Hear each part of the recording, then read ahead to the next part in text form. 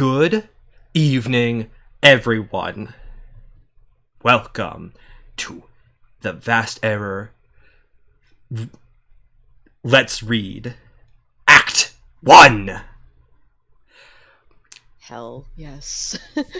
As Fancy, yes. as someone that's actually more in the community than I am, is there like a term for Vast Error fans? No. No? No, so I can't really make a whole, I can't really make a whole, fucking, Homestuck grab your stripes spec goodbye joke with it. Fair. Fair They're enough. mostly just known as Vaster fans or VE fans, really. We're calling ourselves Errorees. Ares, like the god of war. I'm an erroree, or I'm gonna try to be. So No, you're an Aquarius. I am.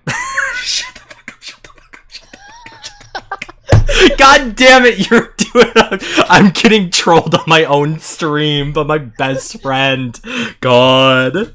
What would you expect anything less? Fair from enough. me? Fair enough. Literally, I always do it. Fair. That's fair. One. Hello there, everyone. Hello there to you, Dan Spector Boy. Hello to you, Metal Crushed. And hello, Roxy, and hello, Liz. I hope you're all having a wonderful day. Roxy, thank you for calling this layout fancy. I'm really happy with it. I think it's cute. It's charming, and it gives me the Vast Error feeling. And I hope it does to everyone else. I'm trapped in White Noise's television. I can't get up. Please, for the love of God, help me. There's no escaping, Oswald. Damn it. Oops. We're just stuck here. We're stuck in the white noise. It's fine. It's like that time where Austin and Heather got trapped in the prism in a delayed act 2. What? There was a whole bit in the Vast Error server where it's the end of Act 2, Flash was in production, and there's this image that Soto made where it's just Austin and Heather, a picture of both of them overlaid on the prism angel from Neon Genesis Evangelion. And the caption is, Vassar has been delayed due to cube. Help. Or prism. That's so funny. Oh my god. I need to see that image after this. I really do. If anyone remembers that image, please DM it to ValantWynn. Please. Metal Crush says, they put me in White Noise's TV, can't have ship on Repeton. God. Dance Rector Boy, I am he, him. That's... I go by he, they. There we go. Bingo, bango, bongo. Okay. Should we put our pronouns in our, display names? We don't have to. Here's the thing. That would be good. We wouldn't fit in the TV. Fuck it, no more pronouns. No more pronouns. Pronouns don't exist on Repeton. Confirmed. This is so fucked. Oh my god. So, really quickly, to start off here, I need to say that this Act 1 read, for me, is not blind. I previously read Vast Error Act 1 in 2017 when I was still in the MSPFA community, and I gave out critique reads to people that would ask for them. I read through the entire thing there, but it's been years, and I didn't keep up with it. So I'm here now to put on my bootstraps, fucking read a good comic that so many of my friends are into. I want to get back into the hype. Yeah, you're reading through Act 1 today, after it's not only been, years at this point, but also, last year there was edits made to Act 1, and eventually the rest of the comic, until, Act 2's intermissions, and those were set in place last year. So I'm excited to see how you will read reread Act 1 with these new edits in place made by Eddie Draws on Twitter, who is very good. They're a very kind friend and very talented artists, and very good. Fair. Yeah, I'm excited to see what the changes are. I mean, I'm probably not going to remember like major changes unless they're like art related, but you know, it's going to be interesting. In terms of art related stuff, I don't think there's really any changes in the panels. Okay. Fair. Cool. Sounds good then. Liz says, that's a long time ago. Meanwhile, I just found about it in November? Wild. Yeah, that's pretty, it's crazy. Like, I probably should have kept up, but I just kind of forgot. And that's my B. No, you're good. You've been busy. That's fair. Metal Crush says, I've been into VE since 2018. Crazy how long it's been. I'm still in shock that VE is, like, coming into its 10th year of existence. Like, that's actually quite crazy to me. I can't believe how old it is, and I understand that it only got revived, like, 2016. That's still crazy. Curbs80, thank you for the follow. Welcome to the VE Let's Read. Thank you so much. I hope you enjoy. I hope you're having a good day. Dan Spector Boy says, can we start jokingly guess who you'd kin or you'd be bothered by it? No.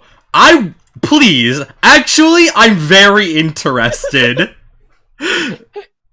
Austin, if I have to give a personal kin assignment to you, I would say probably Serpays. Like, you give me some Serpays vibes, which is the Teal Blood. I figured she was the Teal Blood. It's really funny.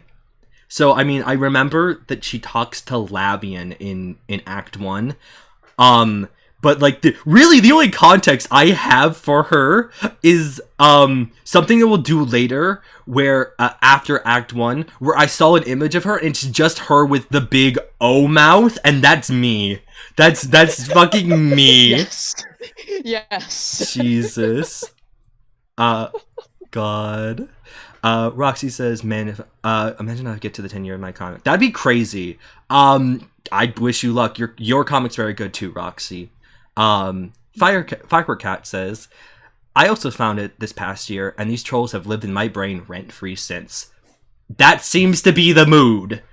That really does seem to be the mood. These trolls live rent-free in my brain ever since 2017. Lord. Valid.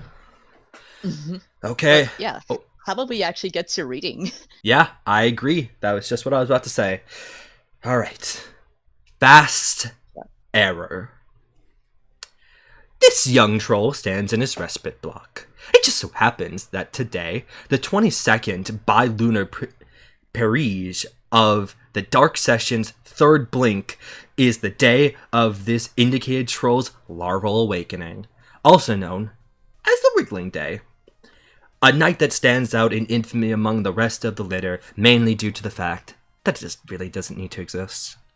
Though it was 8 sweeps ago he was given life, and also 8 sweeps ago he was given a name, he decided to let you think of an effortless insult in one of those plates that appear whenever you attempt to name someone, as is customary for this planet's usual birthing rituals. You can sense that the tips of your nubs are pursuing with anticipation at such an idea.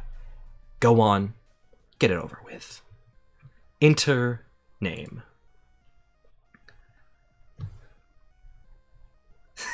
He's so angry. He's so angry. He's so upset. I genuinely think that this is a edited panel. I don't remember this panel actually, but it's very good. I love Arjek's emotions. Dan Spector Boy says, "Oh, your name voice is very nice. Thank you. I appreciate that a lot, actually." Liz says the VE characters are battling the Kingdom Hearts characters for living rent-free space in my head. I love me the Kingdom Hearts Errorverse, you know, where Arjek fights Sora for protagonism, and I don't know, Sparezi is one of the princesses. Help. Okay. That's not right. I meant to say Elsie. Sparezi. Yes. Sparezi is one of the creators. Help. That's my girlfriend. I meant to say Elsie. Help. Oh my god. Inspiration. God. Oops. Look, I've made my first vast error. Okay. Intern name. Yes, this is most certainly the greatest jab in history of all universes. This guy congratulates you on how original you are for coming up with an install that even a regular's pre-osmosis ThinkPan could easily conjure in a matter of seconds. Alright, he's giving you one more chance not to ruin this. Though he highly doubts the odds of said chance stand in his favor. Try again. Robert, what do you know? He was completely right. In fact, there was even more right. That wasn't even worse than your original attempt. How is it even possible? Let's just move on to identifying his real name before you bury yourself any further. Possum. His room is so tiny, actually. It's so... How are you that small? How are you that small? How is your living space that small? I'm gonna take him out of the screen, squish him, and then, like, I want to just hear him make the squeaker noise. Oh damn, he stuck out his tongue. I forgot how much I like these panels. Damn, Arjek, you live like this? Fucking honestly, this dude is a wreck, and I love him. Dear Lord. Your name is Arjek Vorat. Wait, his last name is Vurat? Like, yeah, Vurat. He has a possum, and his last name is Vurat. Yeah. Possum dad is best dad. That's very funny. I appreciate that. God. As was previously mentioned, it is your Wriggling Day. It's not something that you feel needs to be celebrated, or not that anyone does, for that matter. The arbitrary dates are nothing more than depressing reminders of the past mistakes. Always there to drive home the fact that no matter what, you have no option but to continue to live with the weight of your actions, sweep after sweep, with no recourse. Oh, baby boy! I'm now I'm like the GIF where the hand is just squishing the top of the head of a character. That's me with Arjek right now. Yeah. Did you, like, not like Arjek too much when you, like, first read? I don't remember on it. The biggest thing that I had against Vast Error, and I shouldn't say the thing I have against it, the biggest critique I had of Vast Error when I read it was the nature of the 6 characters are introduced in this act, and I think only Arjek gets the right amount of time for his character interactions because he's the main protagonist and he shows up the most. Yeah. I don't really have. Oh, go ahead. Which, like, that's fair because, like, the characters do get introduced pretty fast, but I kind of like how they're introduced because it's like it gives like a sense of like sort of mystery on like who these characters are and what happened to them, what their relationships are like currently and what they were in the past, you know? Sure. I don't know. I just think that, like, I don't want to compare to Homestuck, but I do think Homestuck had better character progression, at least in the early days, because each act really got dedicated to each new character introduced, and I think that works well. But I also understand that this is at a different scale than Homestuck is. Yeah. So. Also, it's 12 characters, so balancing how each character is introduced will be really hard with 12 characters. Completely fair. Liz says, Austin makes noises akin to noise of words in reverse when reading the Repeton language. Wait a second. Actually, wait, I have to go back really quickly. Is it actually done in the Elder Scrolls font? I think so. Interesting. Like, reversed vertically and horizontally, I think. Interesting. But I don't remember. Fair enough. It's just so interesting because now Homestuck officially has its own troll, like, language. So, I don't know. It's interesting. Yeah. I love the plot and the build-up, but I also feel like we don't really get this full scope of their personalities. Yeah. Well, you don't get it yet. It's still an ongoing story. It is still ongoing. I don't know what Austin has planned for the continued progression, but I'm sure as hell that there's going to be more development for these characters. You fucking know it. Mm-hmm. Your planet's population isn't that big on concept. It's just not something that you bring up in polite conversation. Unlike most trolls your age, or even trolls of an earlier age, you don't have many hobbies! Not every troll around you can end up being some sort of prodigy, alright? Not to mention, the few things that you are interested in are exactly considered productive means of time usage. You can even say you're often quite lazy! I'm not gonna keep up with that bit. I'm not gonna keep up with it. In the past, you enjoyed reading stories of mass vigilantes and watching various forms of 2D fiction. Does Arjek like anime? He likes cartoons and comics. I don't know about anime. Fair enough, fair enough. This used to lead you to bouts of artistically inclined scribbling, but you're not that interested in doing those things anymore for unspecified reasons. You also drink copious amounts of Mountain Dew Code Red. So copious, in fact, that you might not even be able to label it as an addiction. Drinking this stuff is not something you're proud of, but it gets the job done. You don't take part in talking to your 11 other friends, even though they constantly take part in pestering you on that new chat system, Scorp. Yeah, there isn't really anything else to say about you. Your troll tag is Animated Humorist, and while your scream name and quirk are sort of really awkward now, you've left them alone. XD. They've also managed to be real hypocritical considering the fact that you speak in a rather serious tone most of the time. XD. You're not actually gonna read out. No! No! Oh my god!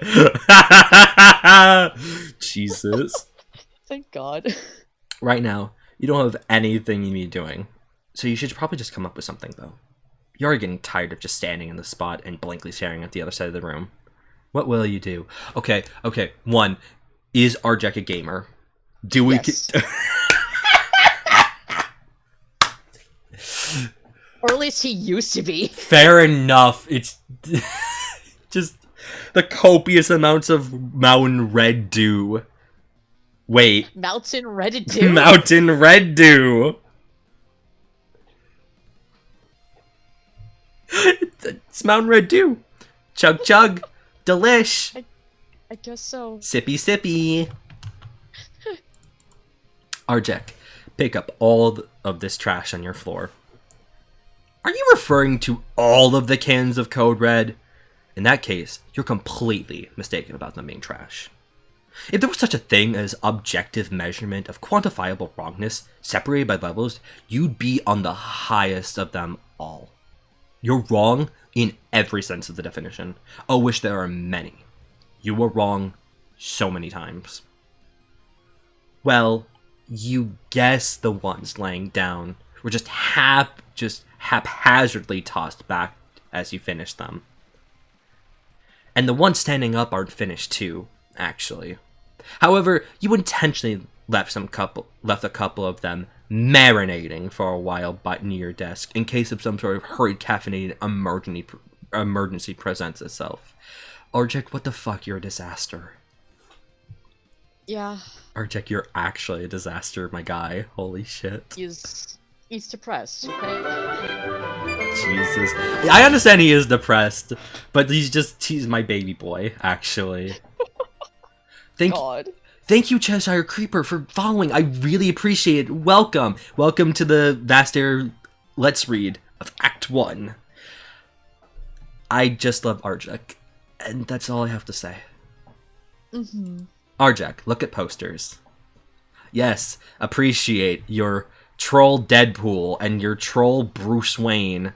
Wait a second. B-R-U-C-E. How are we gonna spell W-A-Y-N-E? He needs more letters. He can be Batman, because Batman's 6 letters, but he can't be Bruce Wayne. Actually, What? there is some like name changing lore that can happen on Repeton. Okay.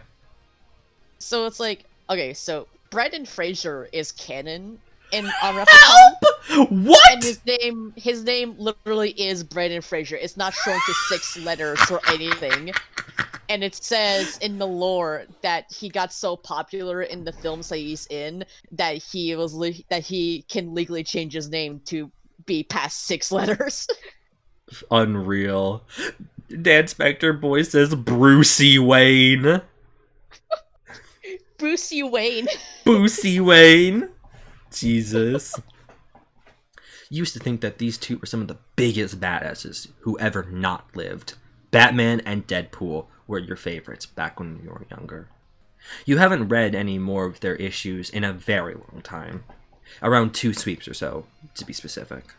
You always fantasized about how it would be amazing if it would be to have superpowers, or a specific array of technology as great as theirs. In retrospect, it wasn't the most well-planned of aspirations. It could have never happened, and will never happen, because this is real life. And that's not how things work in real life. Which harbors real life. Although, you gaze at their tightly suited splendor, and you can't help but once again wonder what things would be like if you had, say, the power to always miraculously survive, even at the most brutal of murder scenarios. Or if you could fly. But that's all in the past now. Why you keep these up, you have no clue. Oh, buddy. Oh, buddy. If only you knew. It does actually scare me, though. Yeah. the specific part about the power to always miraculously survive even the most brutal of murder scenarios. Austin, what the fuck do you have in mind? What the fuck are you gonna do to Arjek? Brutal murder also gives me worried. Something's gonna happen to Arjek, and I'm very scared for that. Faster is not a pretty story. True, but this is like the first big Chekhov's gun that makes me fear. Your Honor, you're a bronze and I want you safe. Me too. I just need Arjek to be okay. Arjek, stack up Code Red cans and plow through them like a skeleton. Skull Titan. Skeleton. Scarleton. Scarleton. Arjek is like a Minecraft oxalotl. Interesting. I like that. Not gonna happen. You can't believe you even thought of that, despite how quote-unquote fun it may dubiously end up being. You can't afford to be silly right now. Meandering around your block and looking at all of your old junk while sulking is much more important than your own entertainment. Bruh, go get a therapist, please. I am begging. Practice some self-care, it's worth it, King. Yeah! Arjek, overdramatically turn and glare at the picture on your dartboard. What the fuck is that? It's Lunchables. It's a picture of Lunchables. That does not look like a picture of a Lunchables. To be fair, it's very JPEG compressed. It is 100% JPEG compressed. It straight up looks like there's like Chunky Kong on the photo. Like it looks like he's just shooting an arrow in Chunky Kong's head. What did Chunky Kong do to him? Everything. God. Ah, yes, childhood food poisoning. I'm very sorry for you if you got food poisoning from a Lunchable. This is so sad. This is so sad. You slowly turn your head around in order to... You slowly turn your head around in order to look at the appalling box printed out on your dartboard. Where can you even begin with this abhorrent monstrosity some would dare call food? That's a large exaggeration away from the truth. A detestably enormous miscalculation on their part. Vast, even. God, Austin! Austin! Jesus. Austin! Just calling his name like a fucking mother downstairs. Austin! Austin! He said it. He did it! He said the name! He said the name of the comic! No way! No way! Vast error! Wait, who is Austin 1 and 2?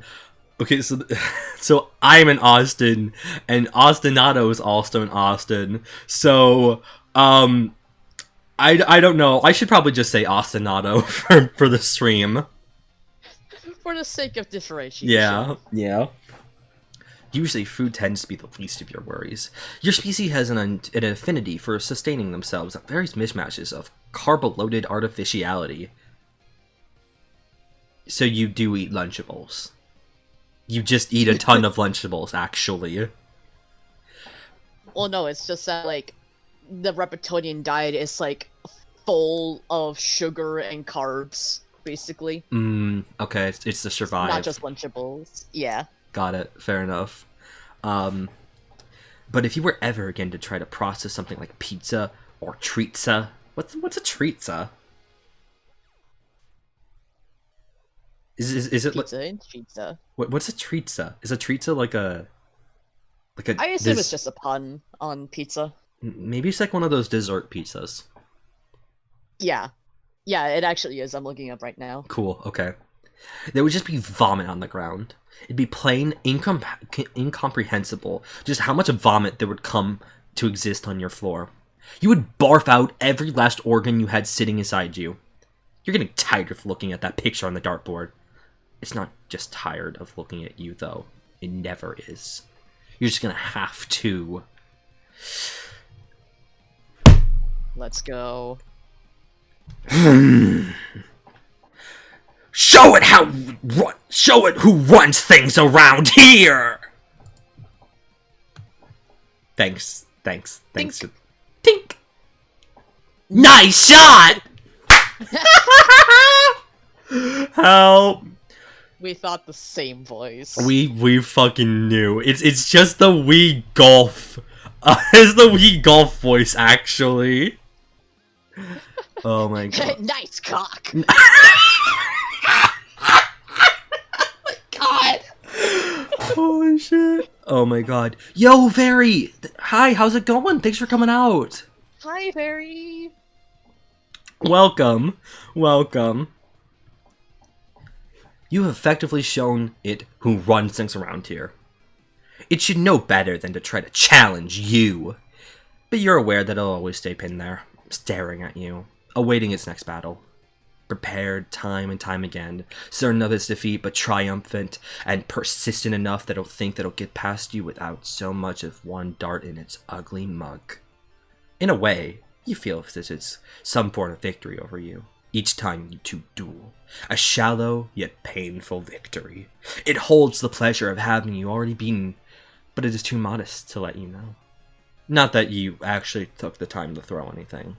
That was all in your imagination. I don't know if there... I don't remember there's, like...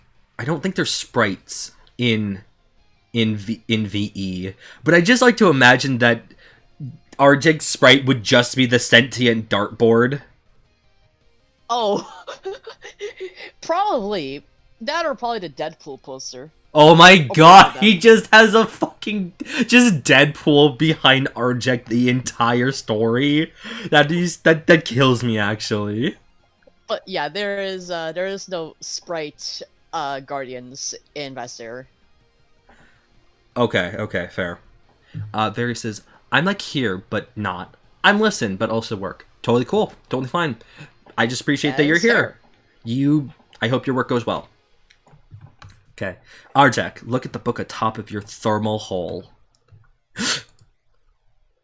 It's nothing really looking at. There's no need to go back there. Something happen. Plink. Plink.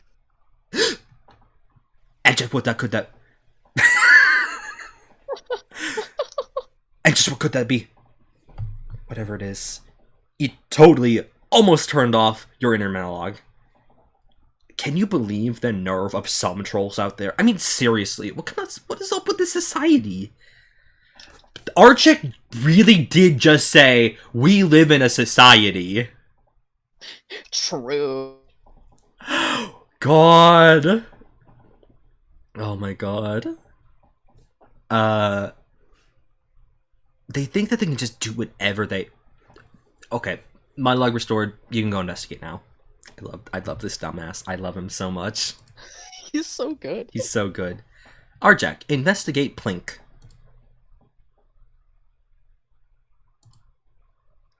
That's Elsie, right? Yeah. That's Elsie. Yeah, I figured. Huh? Only he doesn't know that, so... Yeah, I know. After a thorough and intricate peek at the scene, you've come to the conclusion that the Plink was very much means death.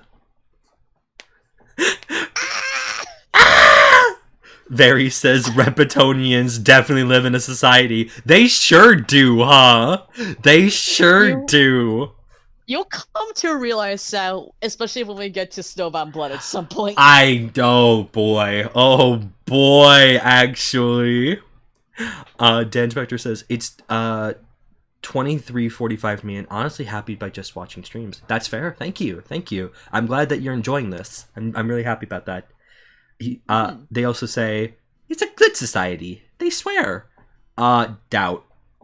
Lots and lots of doubt. Good, you should doubt. Arjek, scream. These panels so much. Jesus. Just kicks over the cans. This Arjek panel just makes me think of the Kevin McAllister scream. Wait, I'm gonna do it. Okay. I'm gonna pull it up. Hold on. Okay. If I can, okay.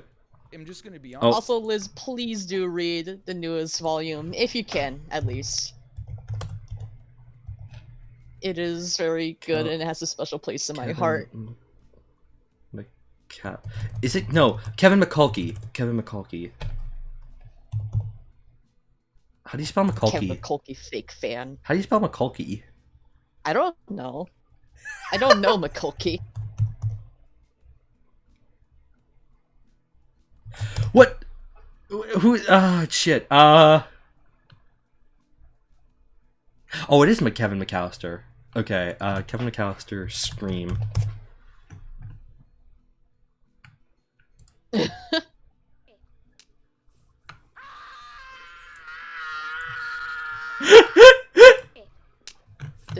This off topic, but quite good. Very good. Thank you. He is very good. Okay, I need to do that one more time. I need someone to clip this. Okay.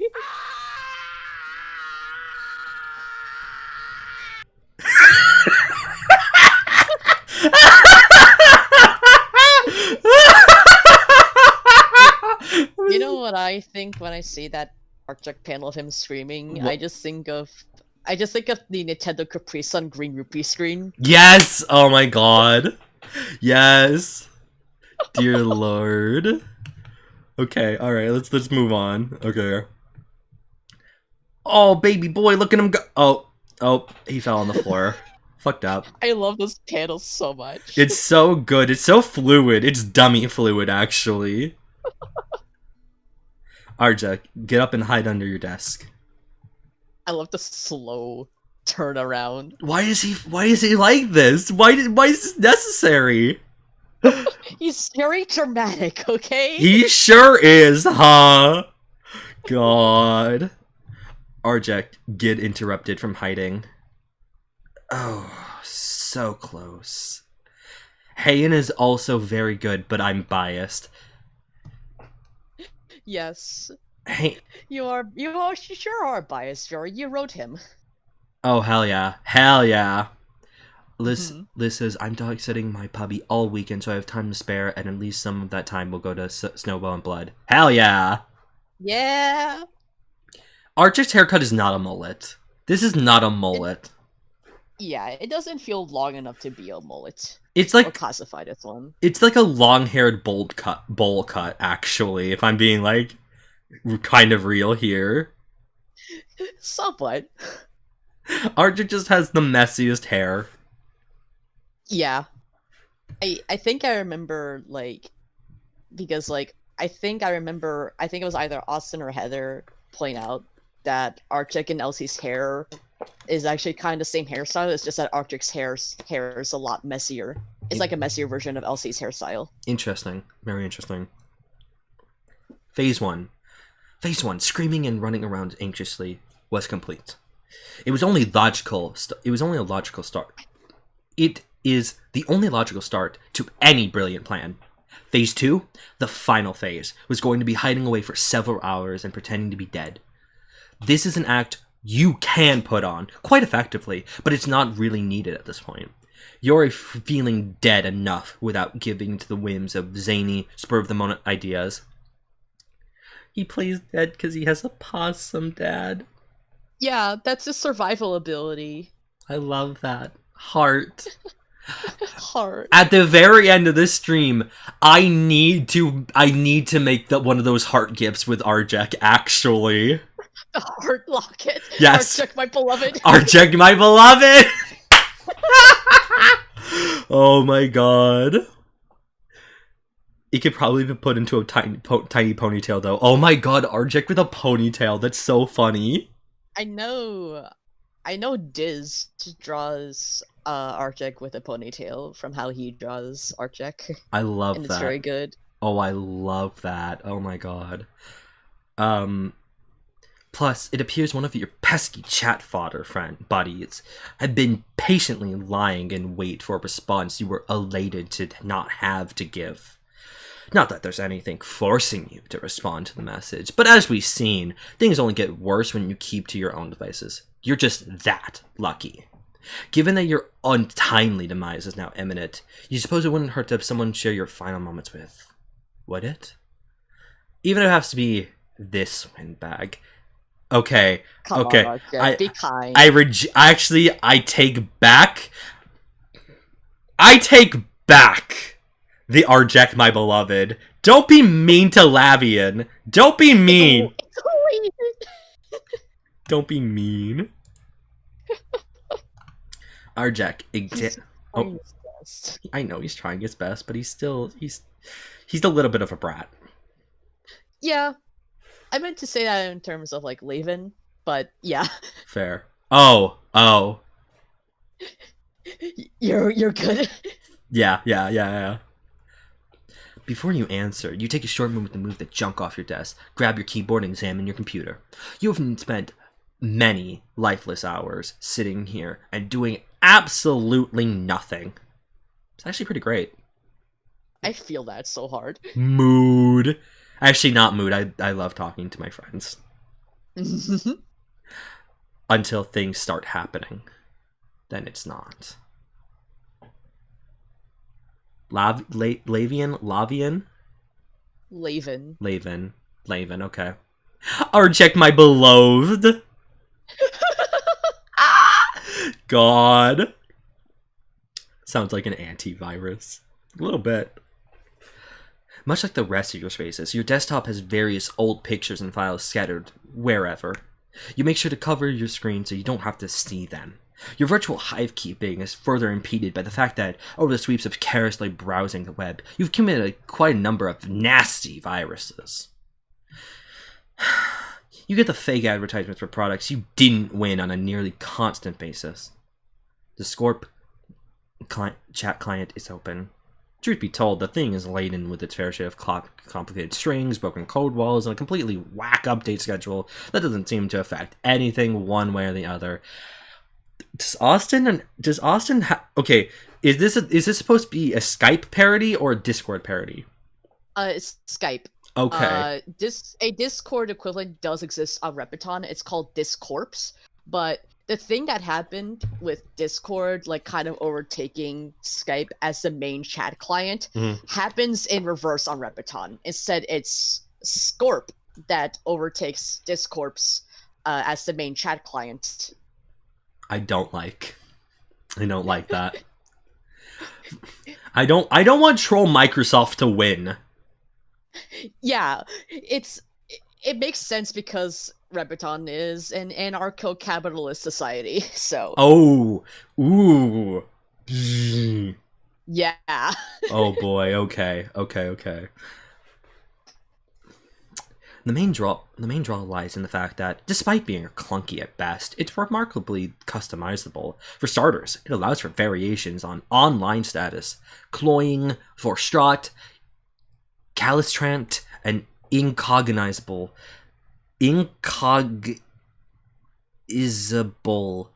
are the 4 regular settings, but there's a sizable array of more esoteric emotion like it displays, if one were so inclined. Scorp users can also decorate the program with the various alterative themes. I think is that supposed to just be it's supposed to be alternate? Alliterative. Alliterative. Oh my god, Oops. Yeah. Oops. It's okay. Oops. Fair enough. Not cool of Repeton. No, I agree. Repeton, this one is an L. L.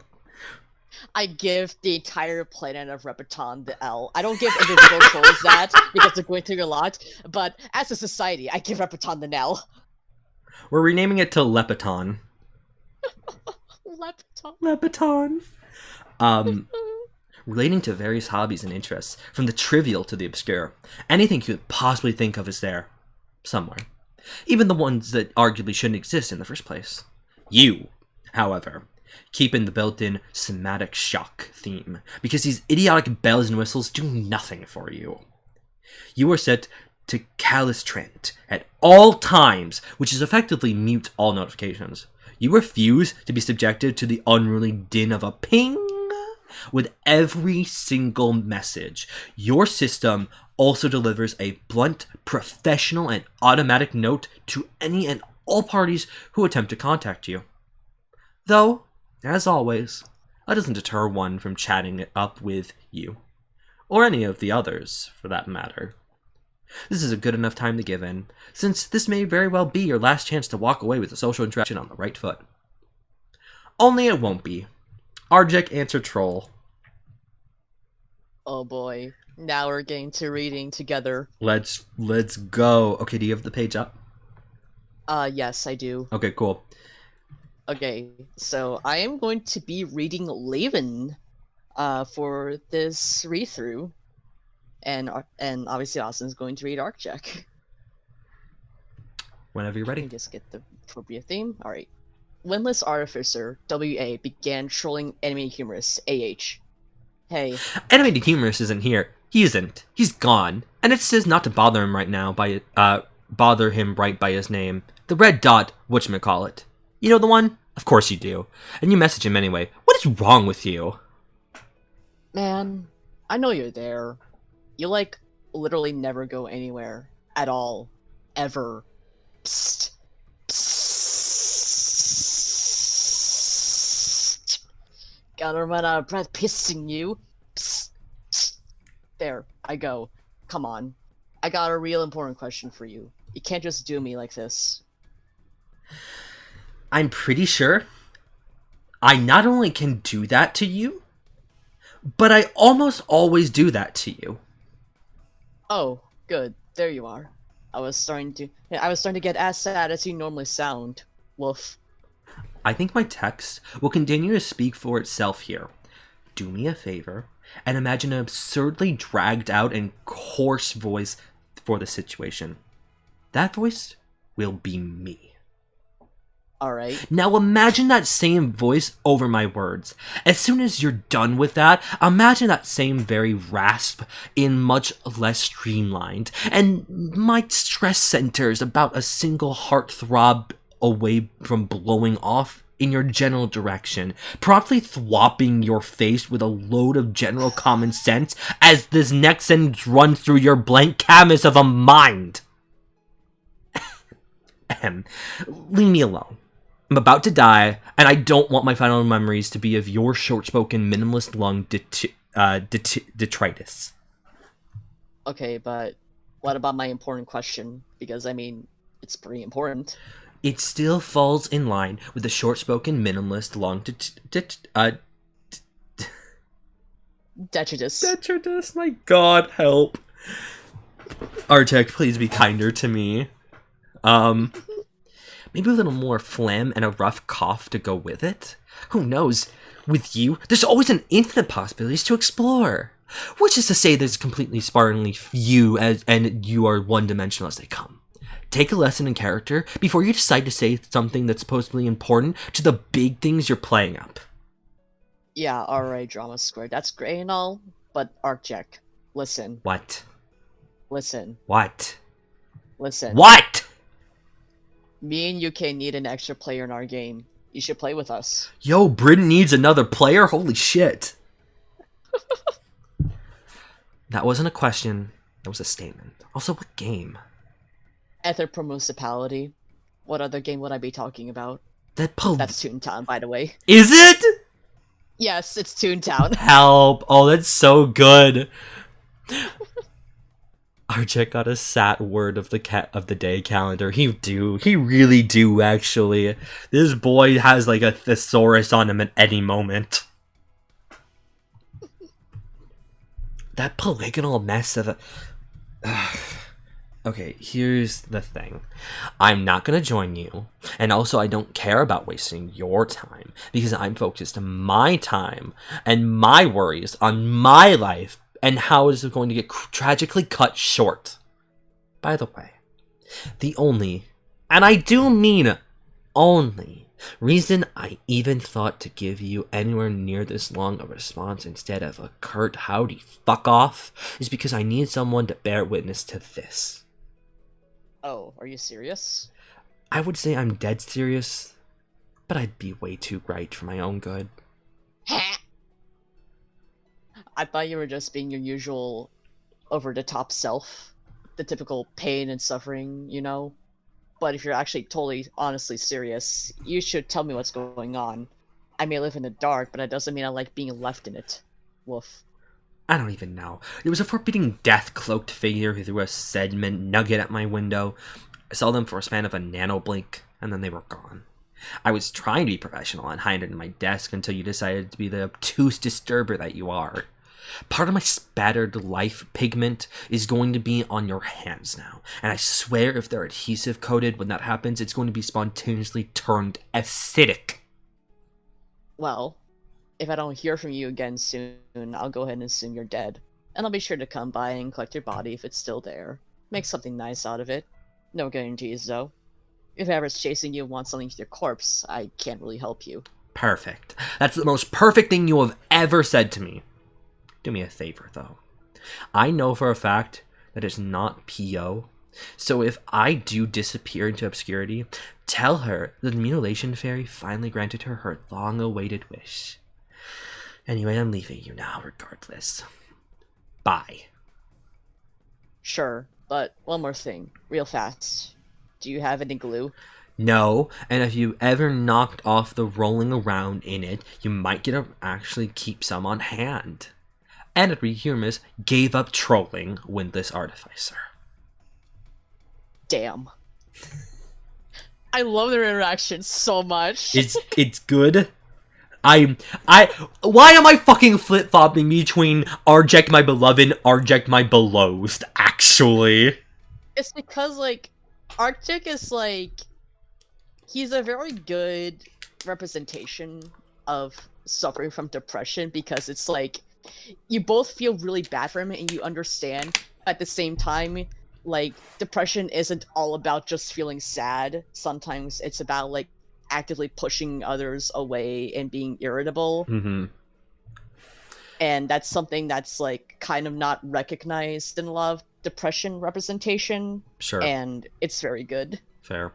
Because it's like it makes Archek very sympathetic, while also at the same time still making him just as complex as all the other characters and putting a bit of blame on him because yeah, he's depressed, but also he's still pushing away people who care about him, including Laven. Sure, that's fair. Do you remember what... Okay, I have a question. Mm-hmm. Do you remember Arjek's Kid Onion? I think it was posted recently. Okay. By Ostinato. Let me go ahead to his Twitter. Okay, the reason I ask is because there's BoJack Horseman on it. I think so. God damn it. Yeah, he gives me BoJack vibes right now. No, actually, he doesn't have BoJack on here. Oh, damn. Whack. Ostinato has BoJack on his favorite character bingo, but Archik has Scott Pilgrim, Karkat, Ness, Wirt from Over the Garden Wall, Ed from Ed's World, Hajime Hinata, and Gordon from HLVR AI on his outer layer. Some of those make so much sense, actually. Yeah. God. Good. God, the melodrama from Arjek, right? He's just this dude needs therapy. Get him some therapy. Let's crowdfund Arjek some therapy. Please. I'm gonna beg Ostinato now to have a Patreon tier that is like $10,000 and Arjek gets therapy in canon. God. Arjek, check the window again, just to be sure. This goes against your better instincts, but the curiosity is simply maddening. Besides, balling up underneath your desk just won't be satisfying if there's no threatening parties out there to bear witness to your outstanding hiding prowess. Still, the Blinkster couldn't have just disappeared like that. Right?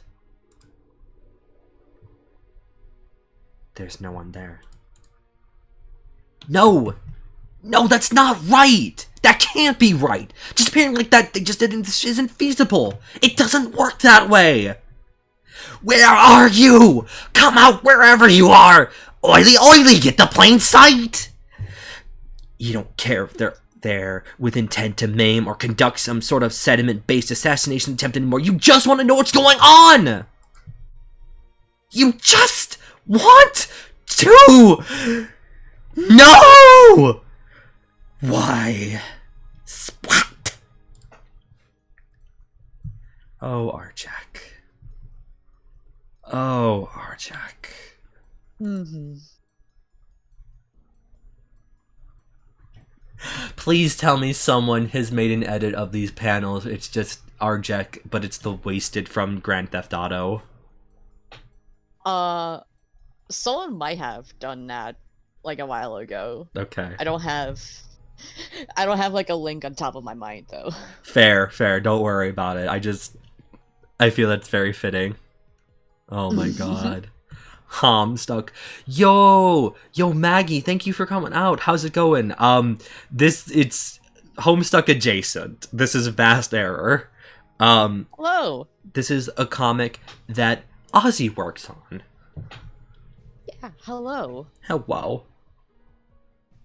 Vast Error.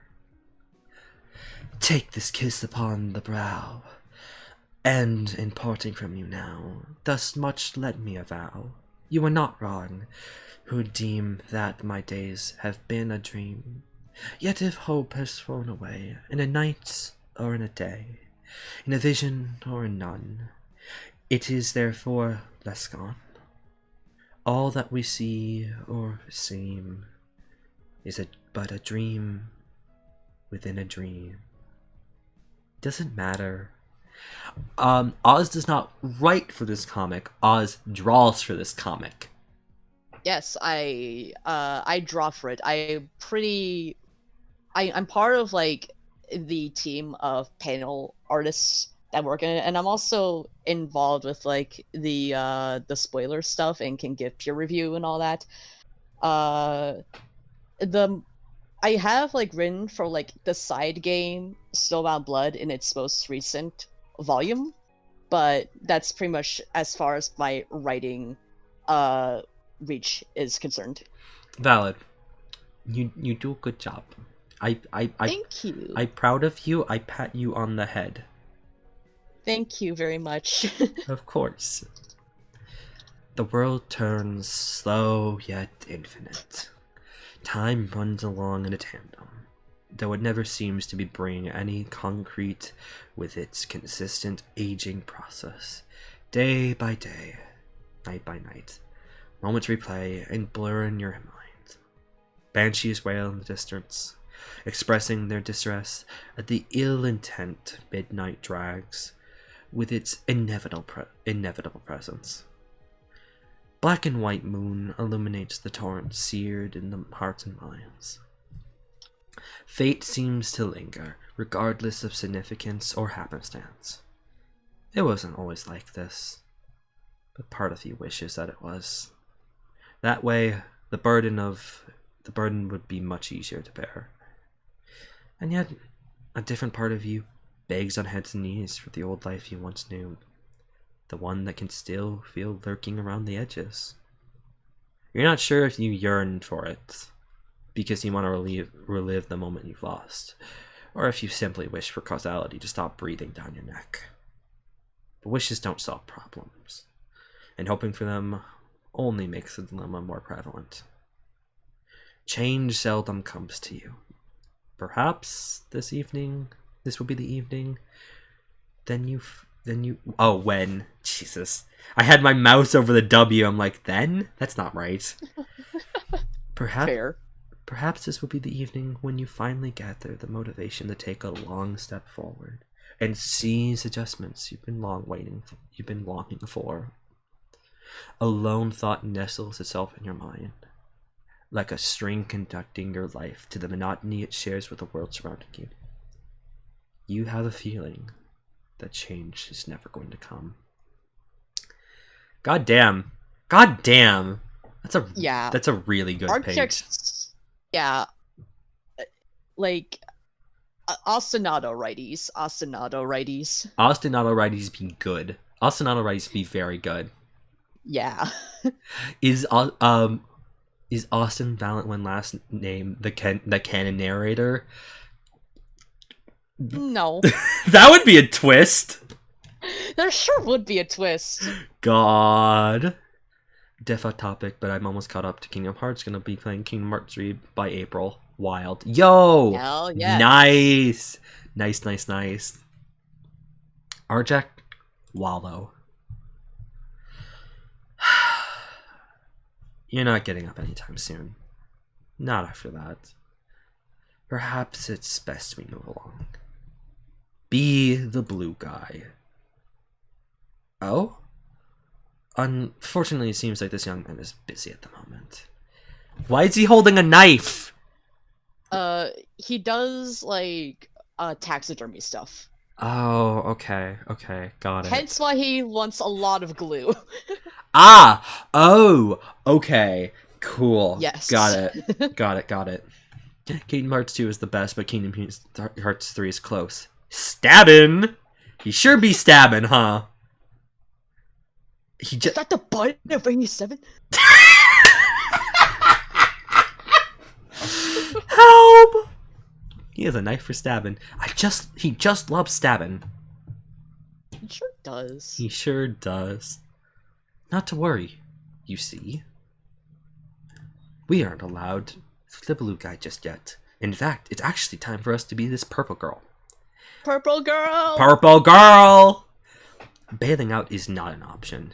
You've already impeded on this troll's parade ground, and now you're stuck here with her. More than you would be if you had placed a 1,000-sweep chokehold. Just bring it, you chuckle fucker. Blue dabba dee bada guy, baba dee baba guy. Yo, listen up, here's a story. I don't remember how that song goes. Enter name, In her name? That's one real fucking gag you got going on. You must have a very active imagination. Better knock that off before you Nelson so full you won't know if the body contorted into salty twisted bread or if your limbs have always been this unattached. Your name is Taz. Just Taz. Of course, you do have a longer and more conventional name as per your planet's time-honored 6-letter tradition.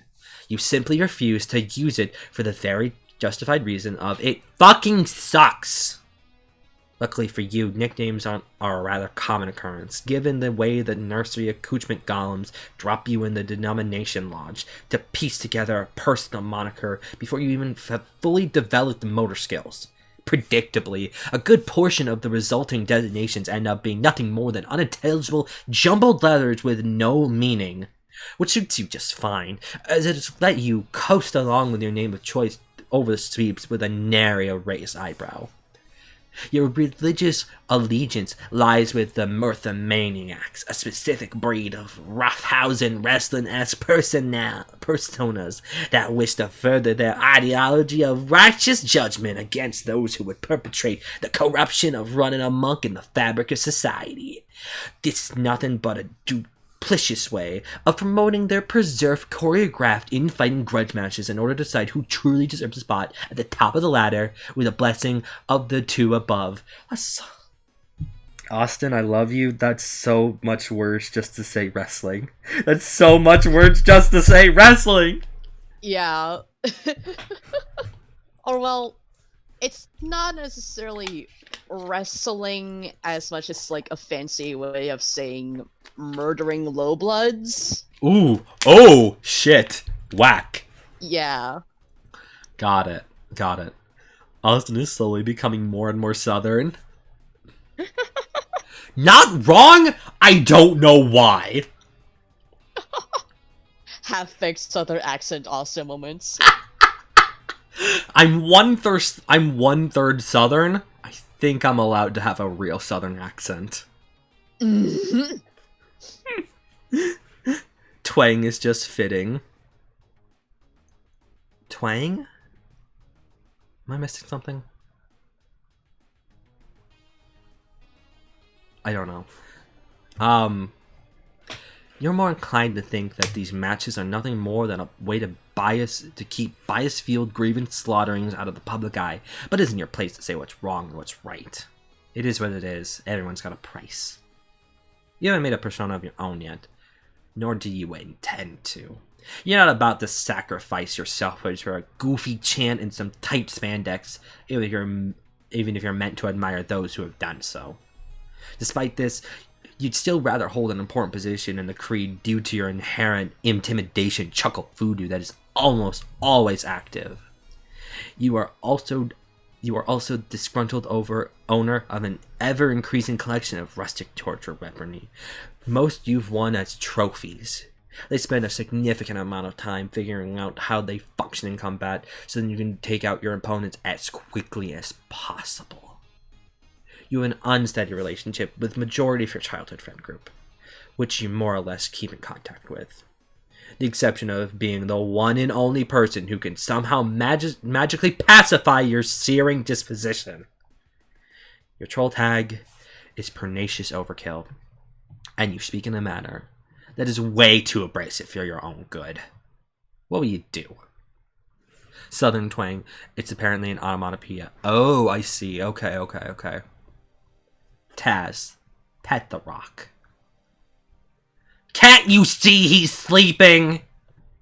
You can't just do something to that. You can't just do something like that to the brains behind the tag team duo. You refuse. He deserves his rest. Okay, now we have Taz, my beloved. Yeah. I love her so much. Taz, my beloved. God. You may not have a problem with disturbing people in most situations. Circumstance calls for it. But the Rock is special. She's been with you for a long time, and he will always treat him with the utmost respect. Taz, admire poster of Hulk Hogan. Taz, my beloved! Taz, my beloved! Yeah! Yes! The man himself. Starting from the bottom. Terrence Bollea?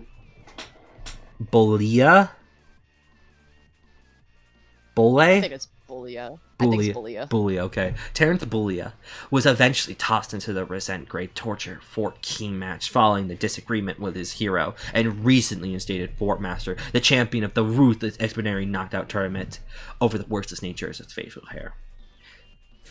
Wait, he has... Oh my god, I guess he does have facial hair. But trolls don't grow facial hair. No.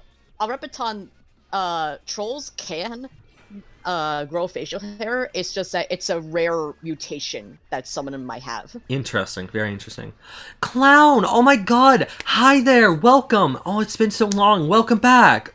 It's good to have you here. Welcome to the Vaster Act 1 Let's Read. We're doing Taz now. We're doing The Good Girl. Yes. No, you have nothing to be sorry about, Clown. Don't worry about it. I'm just glad to see you again. I'm really happy to see you back. Several gruesome hours later, and he was able to murder his powerful assailant and take the key from his neck, emerging victorious and taking the Fort Master title for himself. Yo, he won Fortnite! Yo. Number 1 victory royale. Number 1 victory royale. Yeah, we about to get down. Get down! Can't. I can't. I can't wait for Troll Fortnite. Let's go. Let's go. Vast era representation in Fortnite when? That would be crazy, actually. That'd be insane. Oh my god. All of this without activating his follower Chuckle Voodoo, not even for a second. A previous unseen display of martial prowess, and one that has never been replicated since.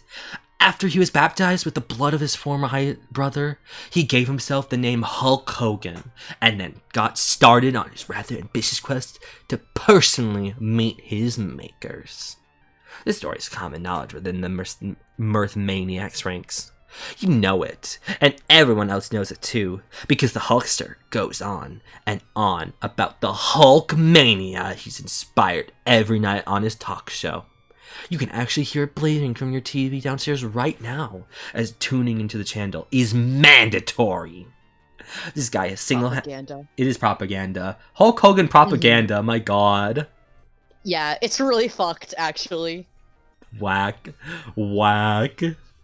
How vast is the era, though? Pretty vast, actually. It's kind of huge, kind of big.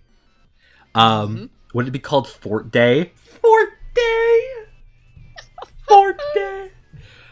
Very says it's called Fort Weiss, which is pronounced Fort Week. Fort Week. Fort Week, yeah, oh my god. Yeah, WICE it's just week. Interesting. I love Fort Week. I love Troll Fort Week. Jesus. By the way, Austin, twang will be resumed to drawl. Twangs sound different from draws because they're both used to describe vocal features. I think that's the best way to explain it. Interesting. Okay, gotcha. Dedication. It is dedication. Thank you, Liz. I appreciate it. Yeah. This guy has single-handedly overtaken the creed on ego and blind devotion alone. Not even his sick religious team-up with those harbingers from a rival faith did anything to shake off the spell he seems to have cast on his fan base. And let's not even get started on the whole helping usher in a wave of demons and the whole horror dimension thing. As much you can respect his tenacity, one day, you might have to just kill him for all of this. Taz, holy shit! I support her for that. Hulk Hogan's a dick on Repeton. Fair, actually.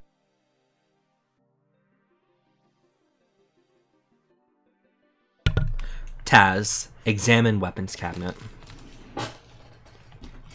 It's just broken! Why is it broken? Yeah. So she can easily reach inside. It's a sliding case! God. This is where you keep all your options for taking on opponents. This collection of tools is made for bodily destruction and generalized murder fests include but is not limited to. 1. Long-ball mace, your preferred weapon. 1. Mouth gasher. 1. Pair of skin-piercing handcuffs. 1. Row of needlepoint gags. 1.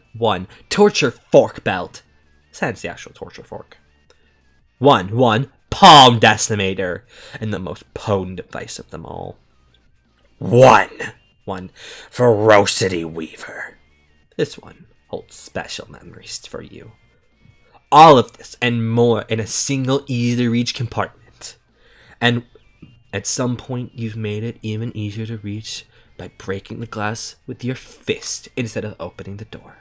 Your younger self was quite the practical visionary. Taz! Oh my god!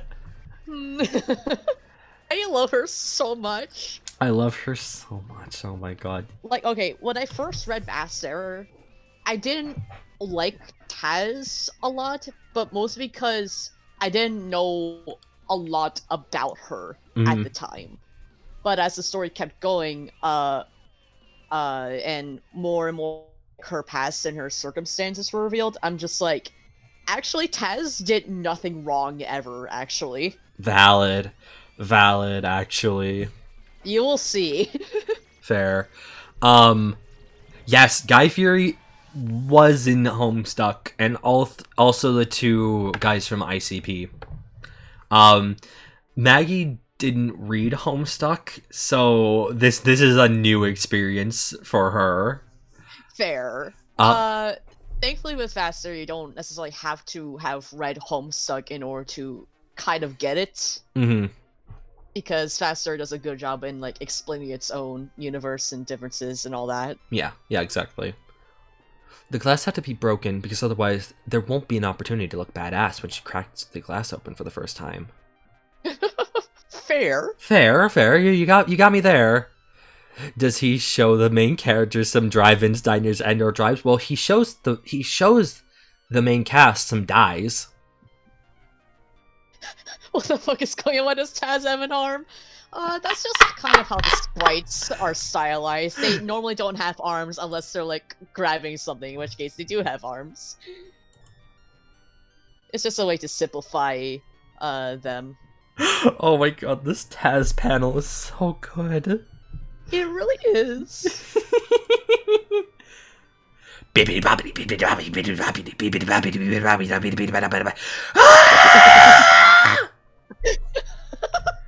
You got a little hand out. You got a little out of hand with the Frosty Weaver.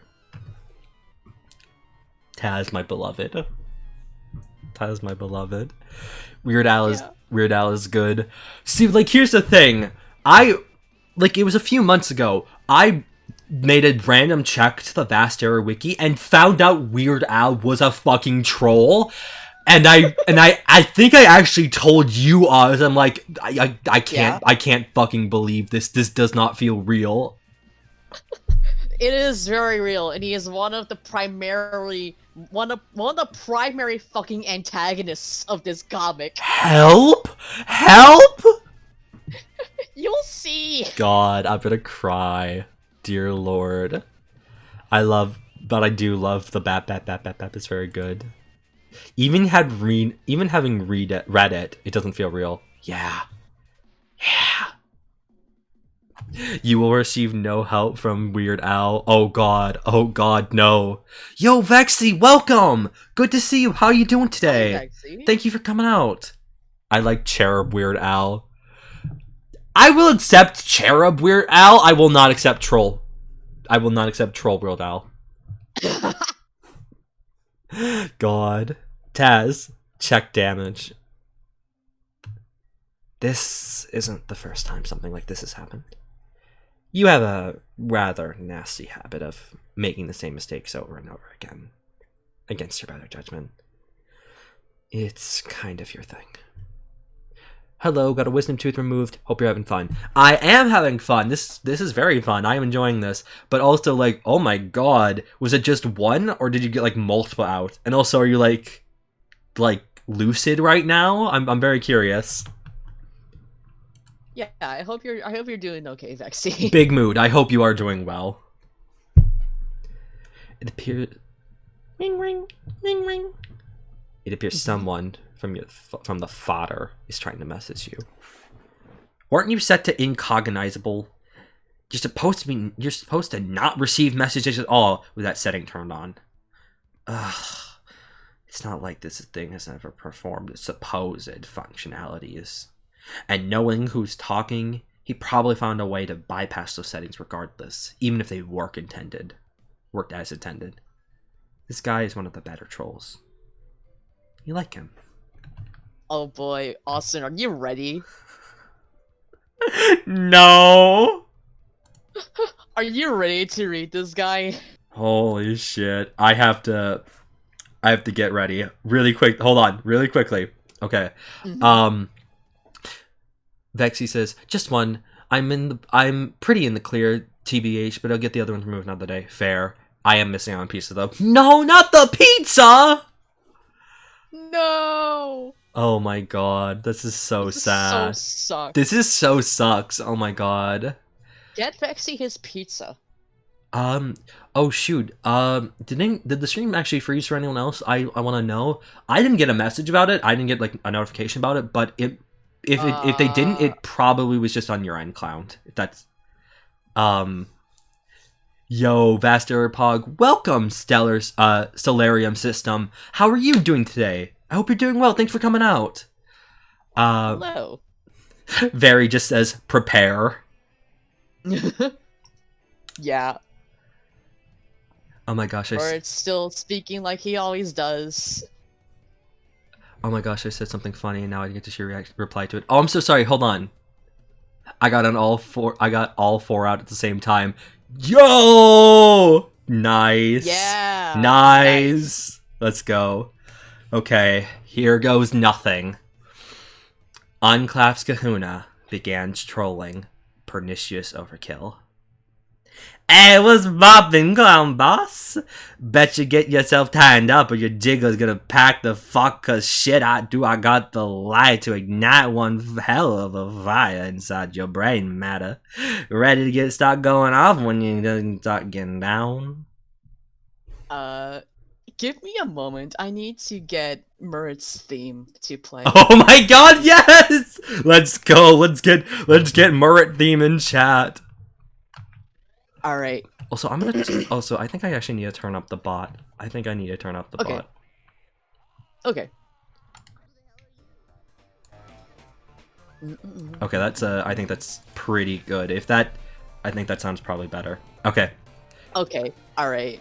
Alright, time to read Taz. Do you really think that it's acceptable to just message me whenever you want? I think it's clear that I have my program on this setting precisely so you could not do that, and yet you still did. You're lucky I was here to even see this. I was just about to take care of something important and wouldn't have been able to get back to you for a while. What would you have done with yourself then? Cool, she down now? What? No, I'm not done. Why did you just fucking wait when you can plainly see that I am not done? You interrupted me when I did not want or expect to be disturbed, so you're going to deal with the consequences. Okay, so you're done now. I'm just gonna keep talking because it's my turn. God fucking... Alright, I guess. Okay, okay, it sounds as if I need to turn up the bot even further. Okay, hold on. That's as far as I'm willing to go, because I think... No,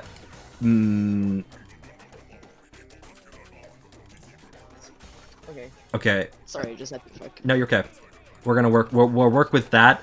That's probably the balance I want. The maximum balance I want. Yeah. Okay, let's go. So I finally completed my wife's work here. Sleeps and sweeps, decoding and uncrypting, searching for funny looking rocks, and gave me some goddamn reassurance that this was actually the Big Leaf's choice of action. Also, no offense to rocks, by the way, but to tell the little man what it is from me. Okay.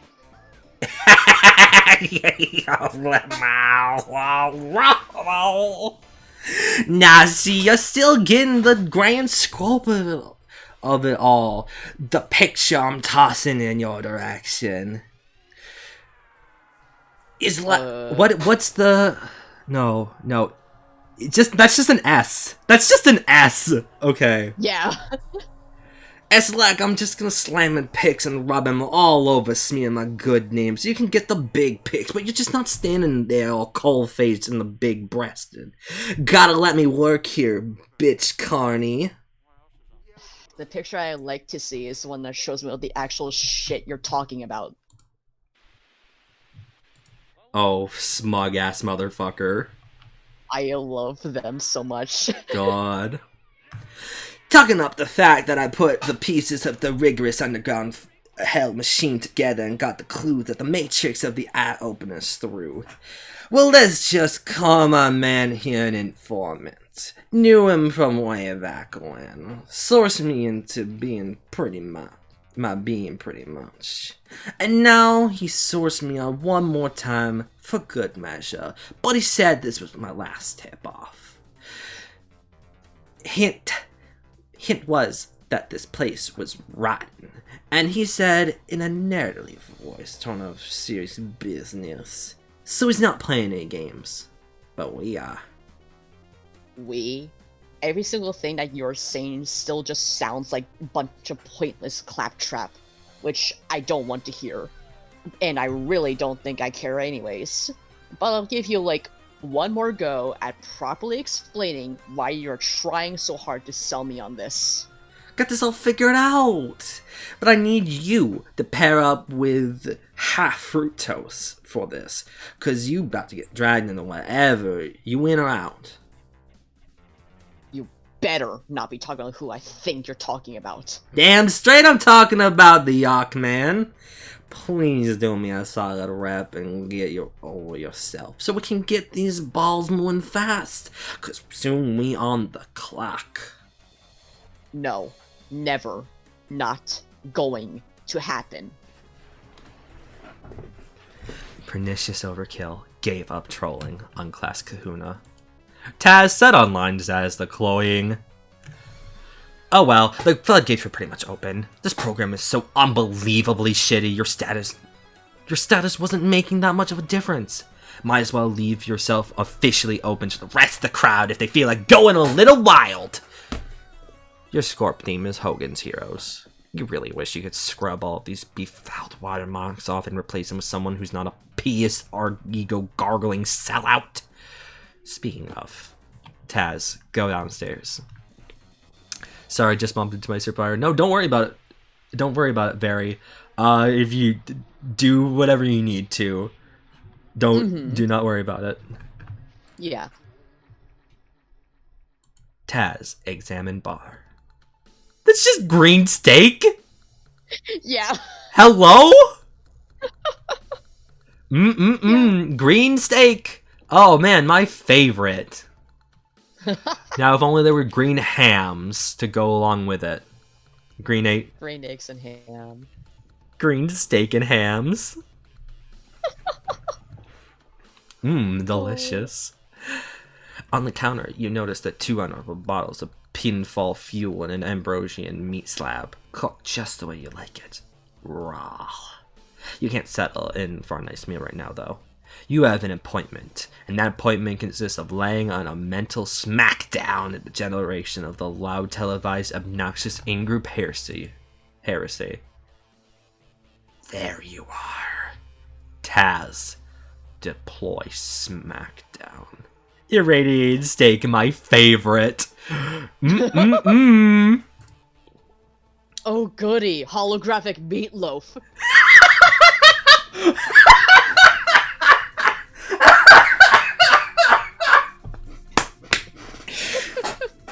What does that mean? It's a SpongeBob reference. The one where, like, Plankton goes into an alternate, like, reality where he takes Mr. Krabs' place. Oh, right. Yeah. Okay. Got it. Okay. Look at you.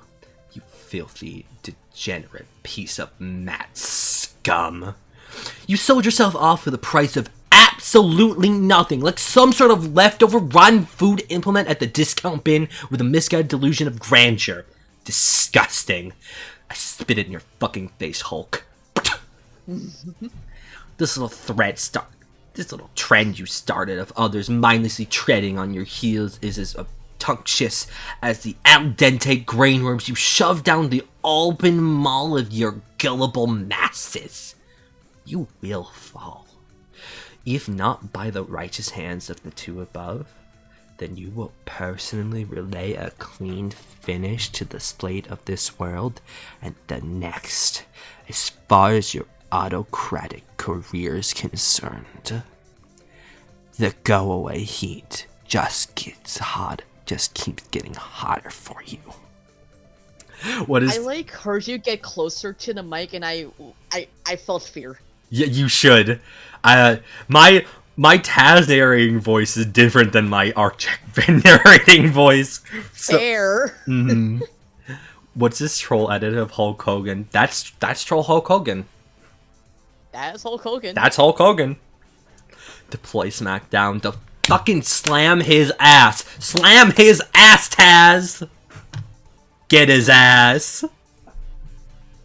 Taz, admire championship prices. What? What am I looking at? It's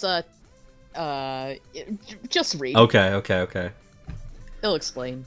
This belt is among the first of many you've taken home with you. In the 2 sweep time period since your professional bouts began, you have to begrudgingly acknowledge your status as a crowd pleaser. Most of your belts, outside the ones you award for various key matches and scramble royals, are awards for high performance and outstanding technique. As the current fort raiser, you were expected to take your victim's borderline unrecognizable remains back to your hive for display purposes. You don't know the first fucking thing about taxidermy, though. So you decided to reconstruct and solidify his corpse with concrete instead. Holy fucking shit, what? I missed this on my first read. What the fuck, Taz? Either that or you just suppressed that memory. I really did, huh? Also, my mom walked in as you were starting to read from Murad, and she had the most incredulous expression on her face. Oh my god. Yeah, Murad's a lot. Murad is a lot. Murad is a lot. You do have a friend that's reasonably knowledgeable in the subject, but you're not exactly a fan of asking for help on the best of days. You like to think you did a pretty good job regardless. Well, it appears you have a problem now. Taz investigates Scree. That's a big boy. That's a big boy. Big mink bomb. Oh, very good. I love that. Just casual things. Just girly things. I love this panel of Taz just going, what? This panel is classic Austin art. It's so good. I miss Austin's art. Fair. Mink mom. Mink mom. Mink mom. What? Oh, you motherfucker. Your custodian really has the entire dynamic of your relationship ass backwards. She likes to think of herself as the semi-aquatic queen of your hive, yourself, and also the entire planet while she's at it. Everything is her property, including the next match of pick you have been stowing away in your fort for later, whenever duty called for the next mandated sacrifice. Poor sucker. You can't help but feel sorry that he wound up down there. And also in general. With you. At least, he looks a lot better than he would have happened once you got your hands on him in the middle of the fighting ring. His carcass didn't even land in the black depths. Fucked up. Does this troll has a name? It's Fellows, I think. Fellows. I know it's because, I think Heather did, his ref along with, other background troll refs, a long time ago, and Fellows was on there. Got it. Ooh, soft girl Taz. She's not. I don't think that's true, actually. I think that's actually false. Very, very false.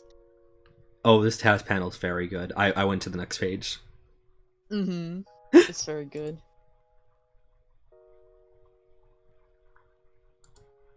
Along with this one. I remember this drawing. The huge panel with all of the sea life. It's crazy. Who did this one? Yeah. I think it's in the credits. For. No, that's not. It says Blue Bird of Grumpiness. Interesting. Very interesting. They did a very good job. It's very detailed. It's very good. Yeah, they're part of the Act 8 team. Oh, hell yeah. Mm-hmm. Oh, very false, but they were adding into my just girly things, but I think... Oh, yeah, no, I figured, but, like, it's still funny. Mm-hmm. Oh, yeah, wasn't there a particular artist who did a lot of monster art? A lot of monster art. You might be referring to Heather, because they draw the animals and creatures for Vastair, which includes the Luci, the denizens, and else. Hmm. She is also the co-creator of Vastair. And my wonderful partner. Hell yeah, Heather. Hell yeah. Hell yeah. Shoutouts to Heather. Shoutouts to Heather. It wasn't always this way. Many centennia ago, your planet used to boast a caste of aristocrats whose duties included looking after the state of the oceans. During the Renaissance, however, these lineages were all but exterminated, viciously and without warning, by self-proclaiming tyrant who wished to seize the throne and rule with an iron fist as the only one of his kind. Nowadays, the remnants of the old sea hierarchy amounts to barely 0.1% of the world's population. And that figure is dwindling as it is, due to the general environmental collapse. So, for context, there is only around 50 sea dwellers in Repeton. Crazy. Mm-hmm. Most bodies of water have only further degraded with the passage of your time. With the passage of time, your whole species eventually gained an instilled aversion to any and all forms of it. There was a lawless period in which the history of your planet, where all manner of refuse, ranging from regular garbage to toxic waste and chemical mixtures, went unceremoniously dumped into the toxic sea in the name of progress, using it as some sort of dross receptacle. As a result, you have to force your Lucis to stay away from her natural habitat. With no way to keep her mind from the call of the wild, she's become horribly stir-crazy. Better this than the alternative. The cocktail of hazardous substances has mutated the harmless sea creatures into monstrous cannibal carnivores that feast on the flesh of their own. Unholy beasts with extra eyes and wiggling appendages lurk in this brackish waters, waiting to strike at the slightest opportunity. One man, a tempest bout of insistent violence, and sweeps later, the world has still open wounds to show for it. Which brings you to the people like you. With the overpopulation of lowbuds running amok, someone has to thin out the numbers. Or so the creed goes. Damn, Taz, Mm-hmm. That's called a genocide. Yeah, she doesn't accept it, though, is the thing. Fair enough. Oh, Jesus Christ, I didn't realize that was that small of an amount. I knew they were endangered, but damn. Yeah, right? Crazy. Mm-hmm. Yeah.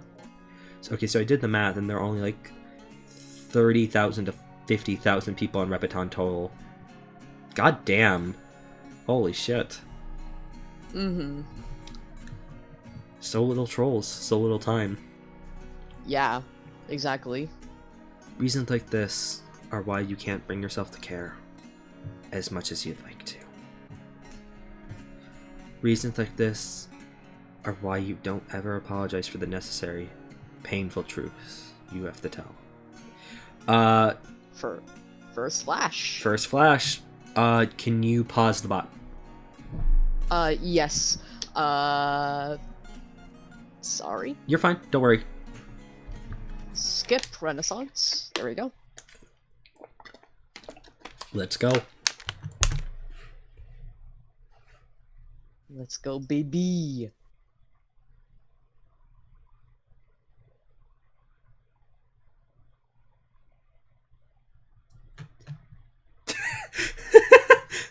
What? Reconstruction. Where is? There's no flash. You have to watch it on YouTube.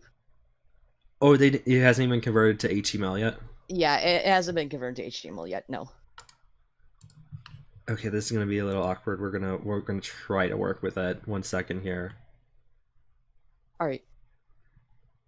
Is there any good? Nope. Oh, nope.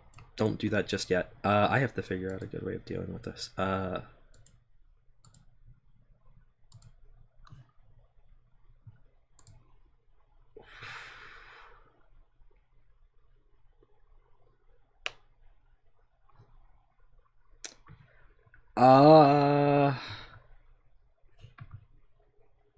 Okay. I guess I'm gonna. I'm sorry. I probably should have told you ahead of time about the YouTube flashes. That's okay. Rotate it 90 degrees. Help. You have to like turn your head to watch the flash. God help. Okay, I'm just gonna make a new scene. Okay. I'm gonna make a new scene really quickly, and then we will. I'll just put up a full screen for it. It's fine. All right. Flashes. Wash it sideways. Yeah, we'll just all tilt our heads. It's fine. It's all good. Okay. Just display capture. Yes, sir. Source.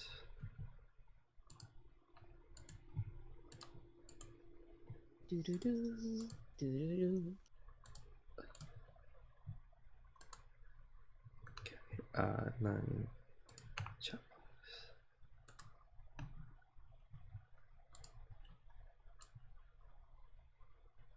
Okay, let's see if that works. No.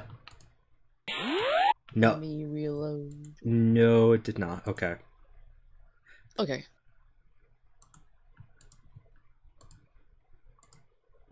I thought a display capture would just do it all, but I guess it won't. So in that case, we will quickly do a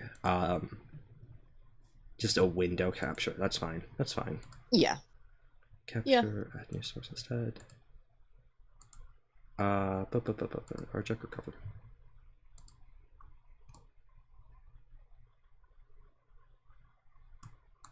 Let's fucking go. Okay.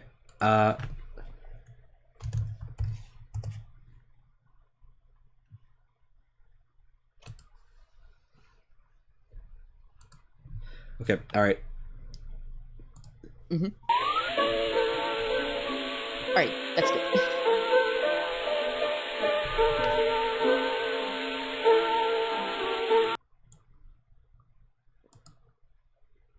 What has happened? Oh no, okay. I can't, there's no more sound! Oh no! What has happened? Oh my god. Oh no, what happened? Huh. There we go. Whack. There we go. Okay, here we go. Got it. There we go. Thank you, Vexy. Thank you, Vexy.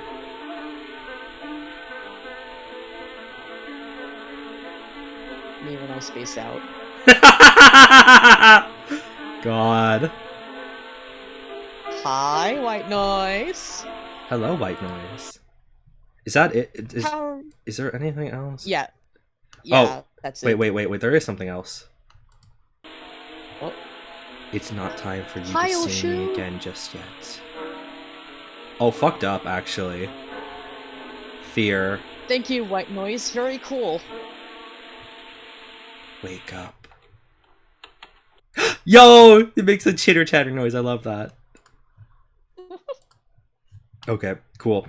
We have a setup for that now. Hello, Ulschu. Shoe. Ulschu. That's how you pronounce it. My bad. Hi, Ulschu. Welcome. Yeah. Welcome. Thank you so much for coming out. We're right in way to Act 1. Mm-hmm. What is this to the arc acts text? Good question. That's white noise. Yeah. White Noise is the narrator, actually, for Vast Error. Yes. Wait, is something right now? Wait, why is it move? Okay, that's strange. We'll work with it. I don't think it's gonna be that big of a deal. Okay. It's okay, little shoe. My stream is a little behind, but I think I'm looking. Good, I'm glad. Are they opposing the operator? Good question. I mean, actually, Maggie, you're not wrong. Technically, you're not wrong from what I know. It happened again. Arjek, Inspector Drawling. Possum Dad. Possum Dad. Possum Dad. I just read this to the tune of she a surprise. Help. Try a surprise. She a surprise.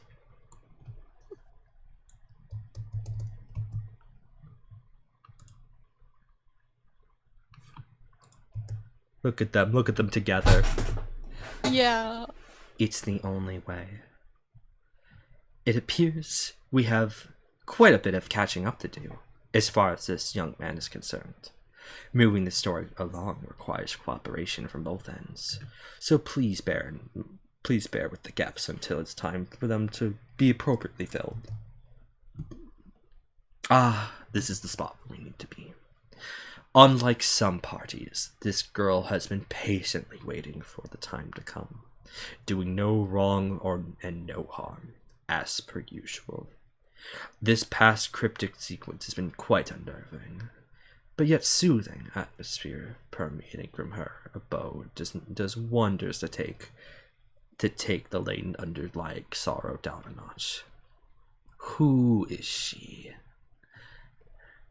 Albion. Albion. Maggie goes, wow, I win Vast Error. Holy shit, you did it. You won the vastest error. Holy.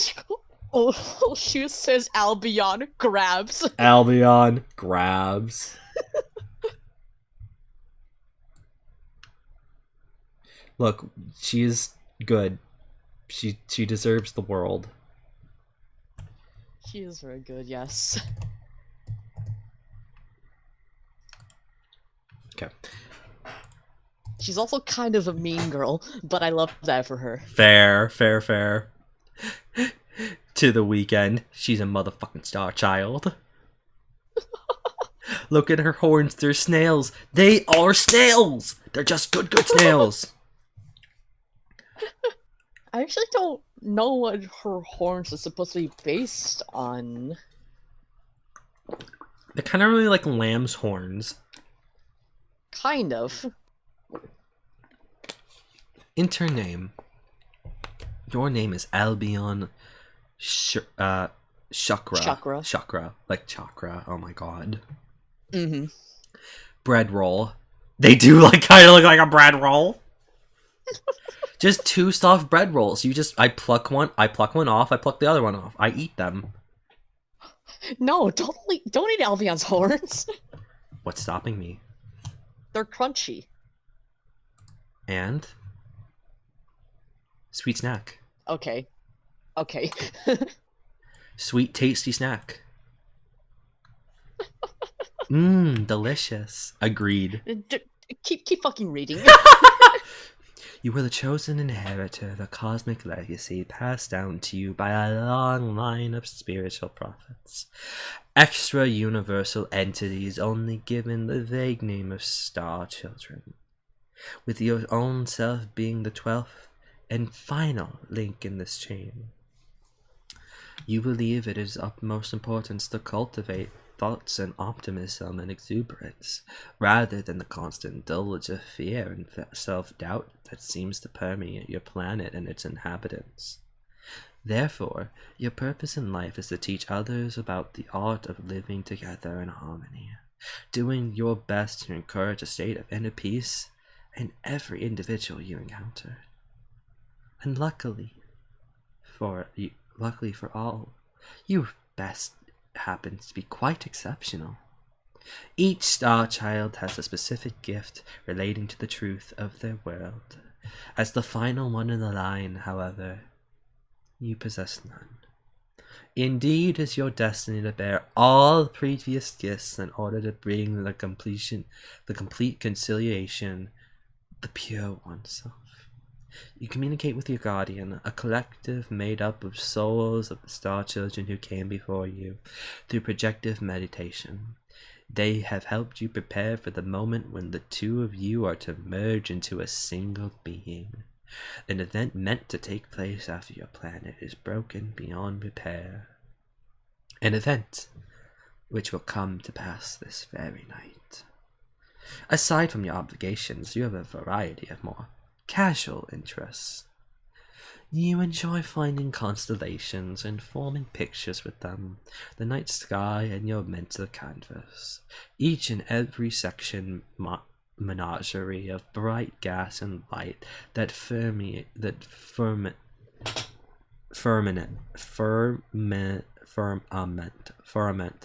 position to tell you a story. You then take the time to pen these tales in ancient pretext as a record for the future, in an attempt to revive the lost tradition of a planetary folklore. You have a vested interest in collecting colorful and fragrant incense, which emit calming aromas that help you keep your body chemistry in balance. These help you stay in total control of your spirit power, a physical manifestation of the emotional-based energy that you monitor and utilize through your mood ring. They need to actively keep yourself in check. The need to actively keep yourself in check rarely presents itself, though, as you are an extreme pacifist with absolutely no tolerance for the unneeded confrontations and aggressions. The rest of your free time is spent solving interpersonal problems and being the resident shoulder to cry on among your friends, though most of these activities are devoted to your dear Morel and part-time auspice, Taz. Your troll tag is Demerge quantified, and you speak in a manner that really shines. What will you do? Good fucking question, actually. Albion, check mood ring. Look at this little girl. Look at this little girl. You are green. You are completely green and stable. Hooray! You already knew this, of course. Your ring is always green and stable, as that is your will. But you like to treat each time you decide to check as a small personal achievement, regardless. It does wonders to make predictable consistently feel like a victory, rather than a nightly chore of mental upkeep. As a result of your disposition's uniform nature, you will never catch more than a glimpse of the other colors that signify different moods, with a few exceptions. Hope, blue, compassion, purple, and love, pink, are ones that you long for your prolonged periods of time. Fear, yellow, green, orange, and rage, red, in particular, are expressly forbidden. Not by the Star Children, but more of your own standards. I don't think greed's an emotion.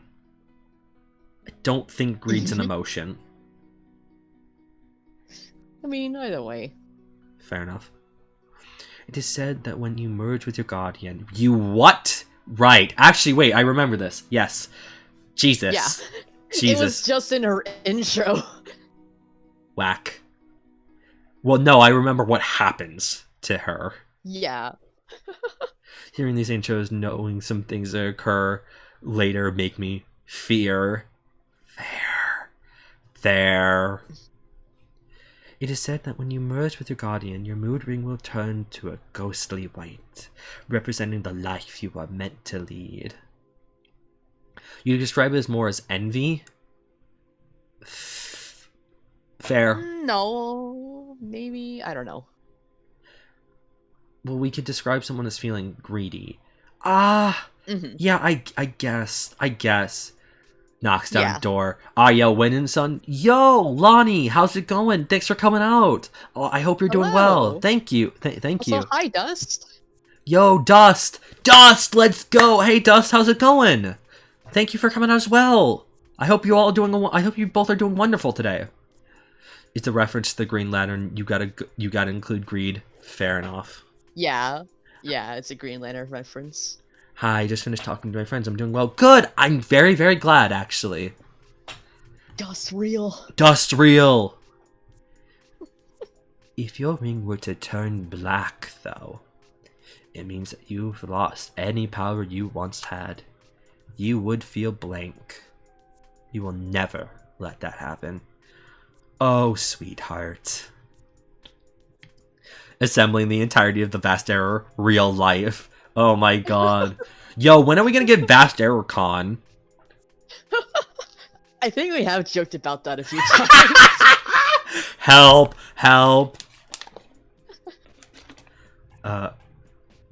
Albion, read tablet scroll. Tablet. Albion, get tablet. Albion get tablet. It'll happen in Ostinado's basement. Help! Oh my god. Just like how her girlfriend Sova get iPad. Good. Yo, Stellarium, thank you so much for the follow. Welcome. I don't have a name for the people that follow. The closest I have is winners, but everyone is a winner. There will be free vanilla Coke! Yes!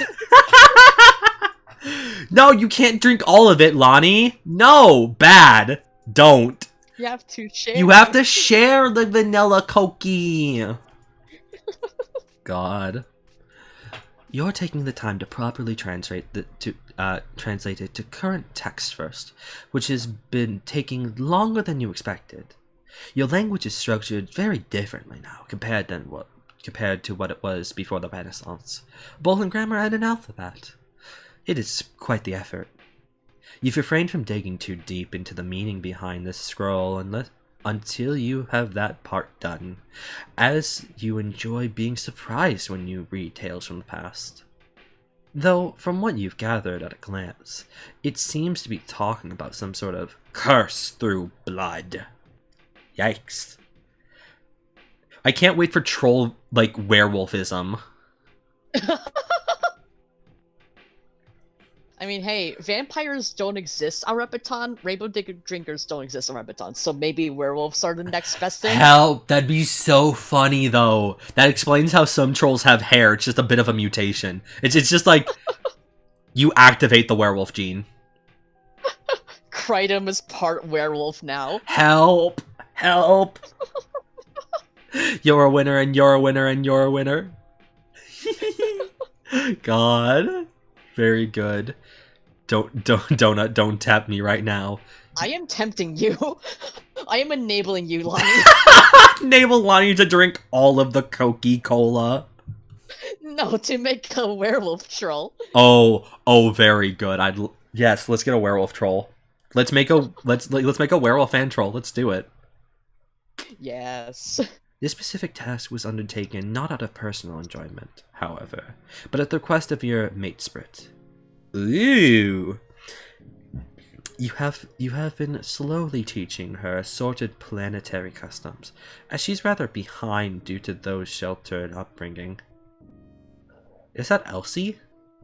No. No? Okay. It's Sova. Oh. The red blood. Interesting. Okay. This specific task... Oh, right, yes. Your ring flickers pink. You slap it.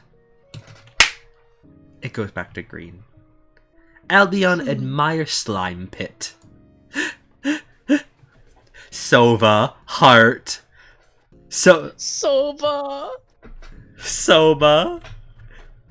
Werewolf troll sounds cool. It really does. I'd love that, actually. Make a fan troll, make a fan troll, make a fan troll. Let's go. I'm gonna make my first fan troll on stream. Oh god. I don't have any fan trolls, actually. You don't. No, I don't. Which is surprising. You have fan kids. I have fan but you kids. don't have fan trolls. No, I don't have fan trolls. It's really weird, actually.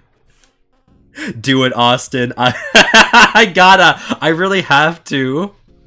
Austin, let me in. I'll design it for fun. Oh my god. Lonnie, if you make art, I will show it on screen. Sova, I miss her so much. Mood. This is not your typical Recupa-kun. Rather, it is Recuperation-kun. More used for pure relaxation than sleep. Your species is very bad at naming things. Meditation takes a lot of focus and poise. Spending a few minutes in here is a good way to take the tension out of your system before you engage in your customary sessions. I can't read that last sentence, because it just makes me think that she's... Albion, do what I gloinky. What? Cause glop enhancers makes me think gloinky. Help! You like to use glop enhancers in order to make each experience slightly unique. Though you've been set on miraculous view lately, the name really does the product justice in both color and smell. Albion, receive message from Taz. This is a threat. I'm drawing someone else right now, so it'll be a hot second. Totally fine. You don't have to. You don't have to draw as well. But if you do, again, I will post it on stream. I have fan troll who's also kind of just a regular human at this point. Kind of like a lot of my OCs have fan kid origins that kind of just dipped over kind. Yeah, that's totally fair. I understand that. Yoinky, yoinky. She do. Yoinky. Albion, do what I yoinky. She has a Moira who's Kayla's fan troll. Right! Oh, I remember this. Yes. I love talking about your OCs. They're very, very good. Right on schedule. You could have felt the burning passions of her overblown conundrums coming from expenses away. Ooh, Albion. Don't say it like that. That's kind of rude. Yeah, she's kind of... Yeah. Yikes. You'll need your astral projector in order to use Scorp and speak with her. A device which has been placed in your spirograph modus. Ooh. Oh my god! I forgot how, complex it was. Yeah. Jesus. Your modus is currently rigged to an 11-card system on a 10-point graph.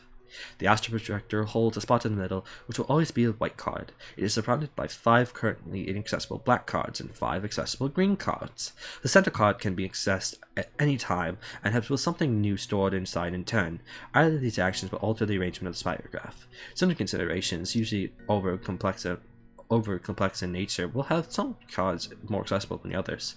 If the center card is removed, they will determine which specific card is to be slotted in its place. Same deal if a card is added to the center slot instead.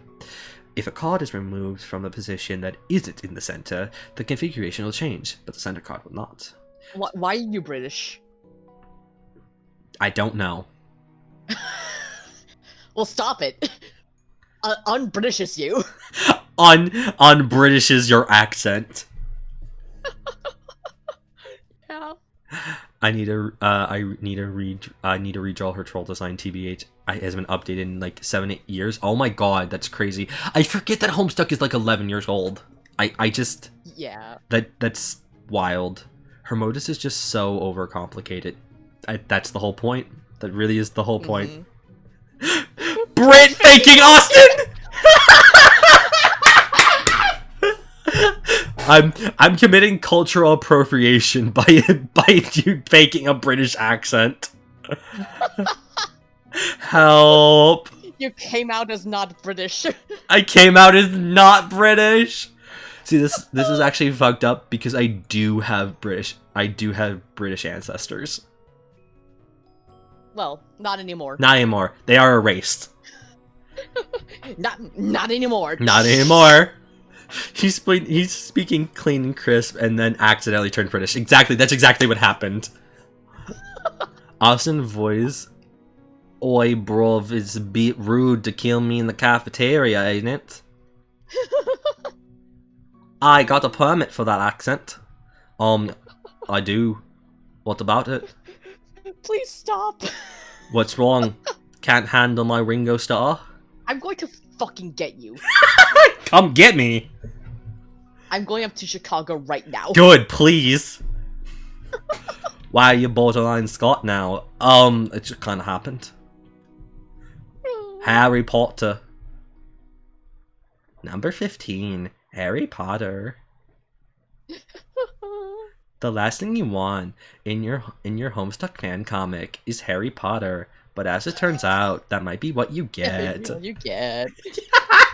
No, thankfully, Harry Potter is not real on Repeton. Good. Oh my god, Jesus, good. It's not canon. I think Ostinato was vehemently said no to that. Good, very good.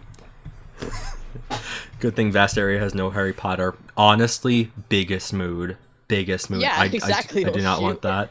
Burger King foot lettuce, Burger King foot lettuce, Burger King foot lettuce. Where the fuck was I? If a card was removed in the same position that isn't the center, the configuration will change, but the center card will not.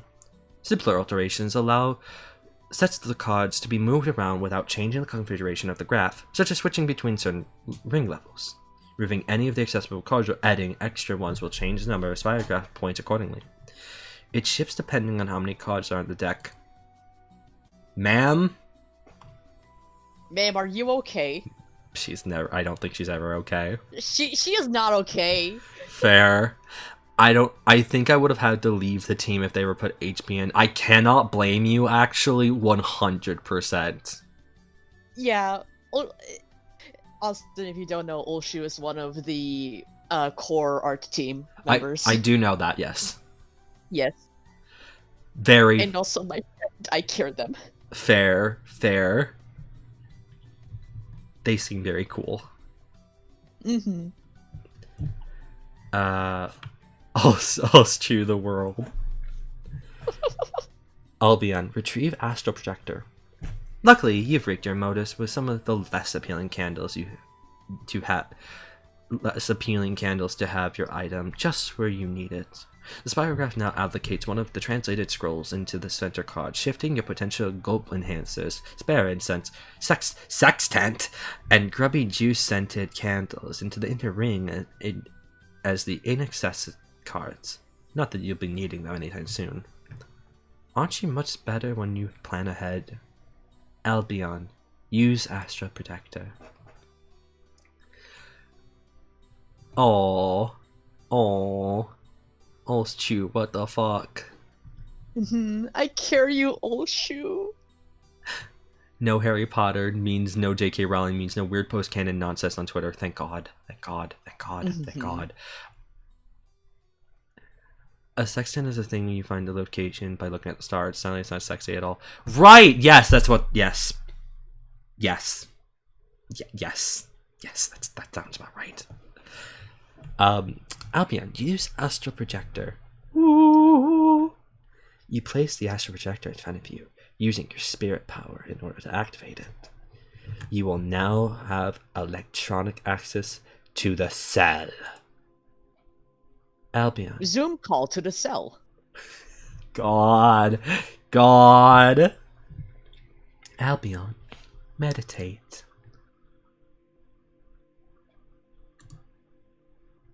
Albion, enter the Matrix.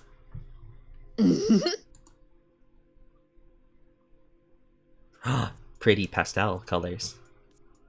Yeah, I love the cell. The cell scenes. It is very good. It is very, very good. Like, sex that's mixed up with the mathematical compass, I'm like, I don't know why. No, I understand that. I do actually understand that there's like some sort of it's kind of weird.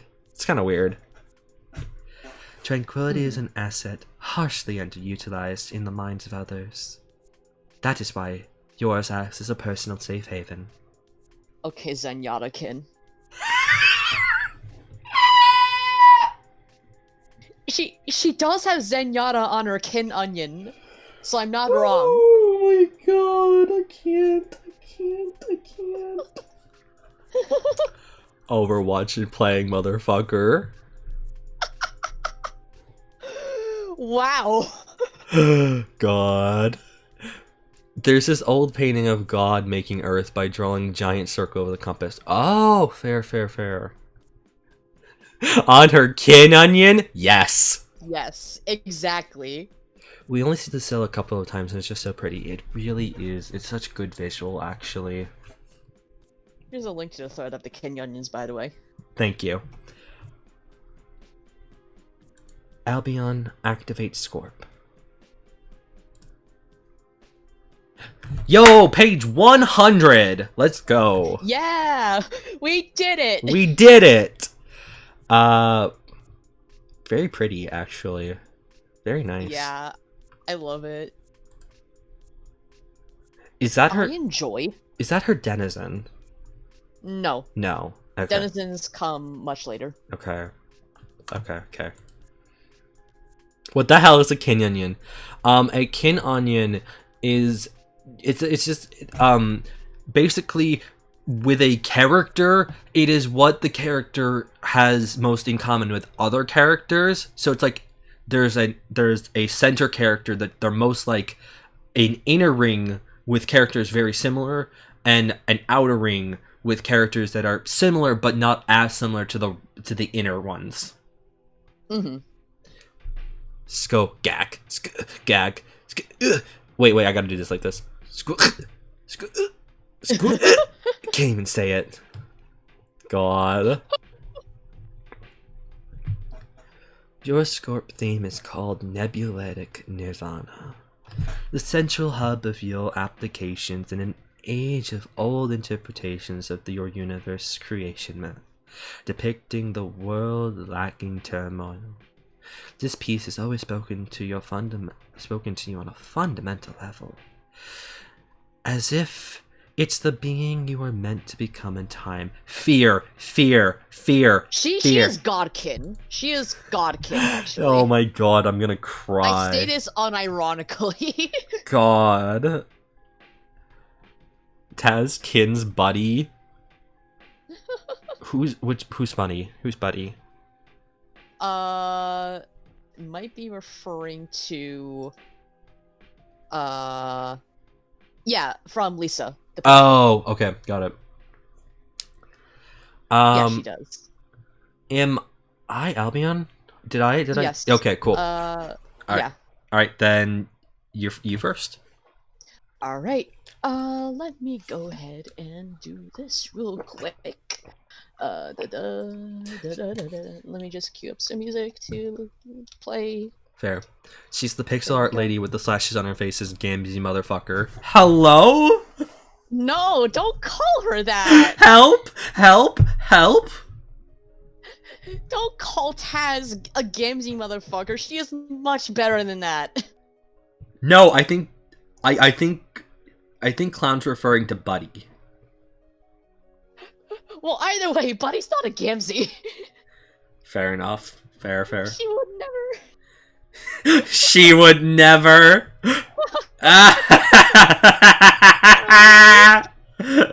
God help. I'm gonna fucking read Taz now. Please do. Okay. Pernicious Overkill began trolling Demiurge Quantified. Hey, Albion. So I just got a shitty bunch of messages from UK.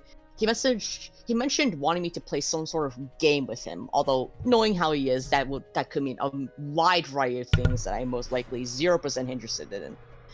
Like, it's probably just some sort of elaborate pipe-fling scheme to play a useless and antagonistic trick on me, to get on my nerves or something, or it gets me mad just wondering about it. Actually, no, I don't really fucking care.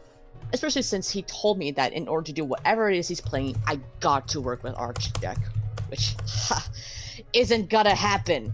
I had a few moments of my thoughts and figured I'd mention it to you. it's probably a bit of a stretch, but I was wondering if you maybe if maybe you've heard something about it and could offer some insight on what the actual shit he's talking about, or not, and then can just complain for a bit.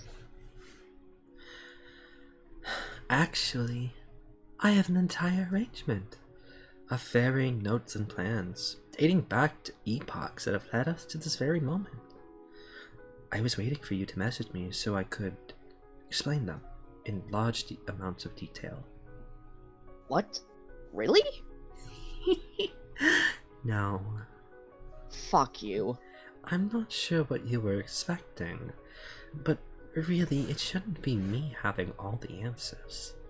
At least, not all the time. Well, actually, I guess you technically weren't expecting that. But really, the expectations on the matter aren't exact matter on the hand, right? Well, no. I hadn't actually been expecting you to know, but then you raised my hopes and lied to me. Now I'm just confused. Do you know something or not? I know approximately a few things. Like most of us, I'm not really sure expecting what he's referring to. But I do know that this is the night. The night in which our planet begins to crumble. And I will have to save you. And everyone else. Okay, I'll be on. Now you're also just being vague and kind of foreboding. I don't really appreciate that right now. Taz, did you forget that we have big plans today?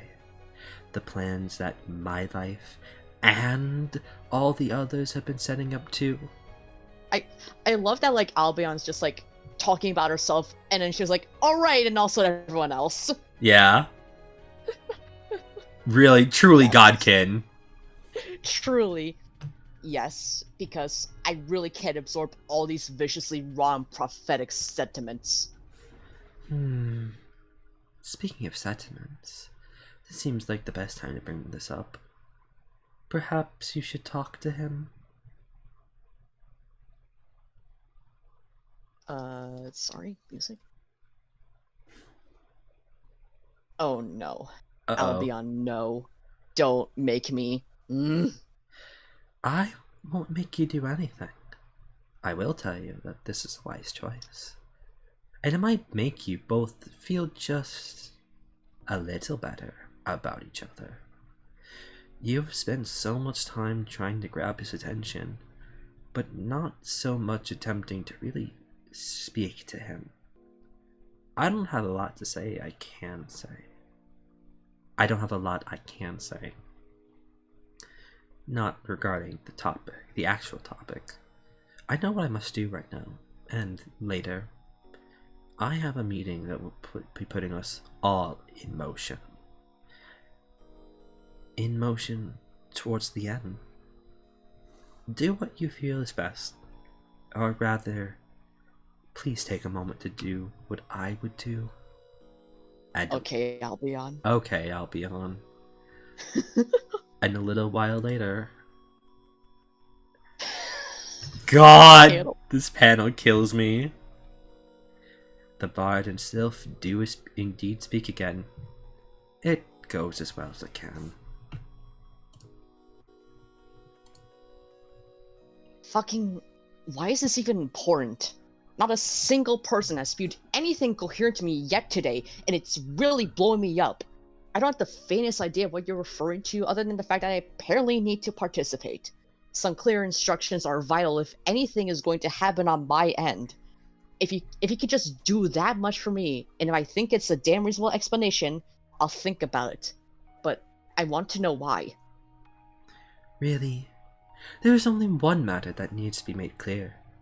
Tonight, the world, as we know it, will end. And after completing my venture, I will save you, our friends, and what little of our species remains. With my newfound quiddity, really, I should probably already be saying goodbye. Because soon enough, I won't be myself anymore. Okay.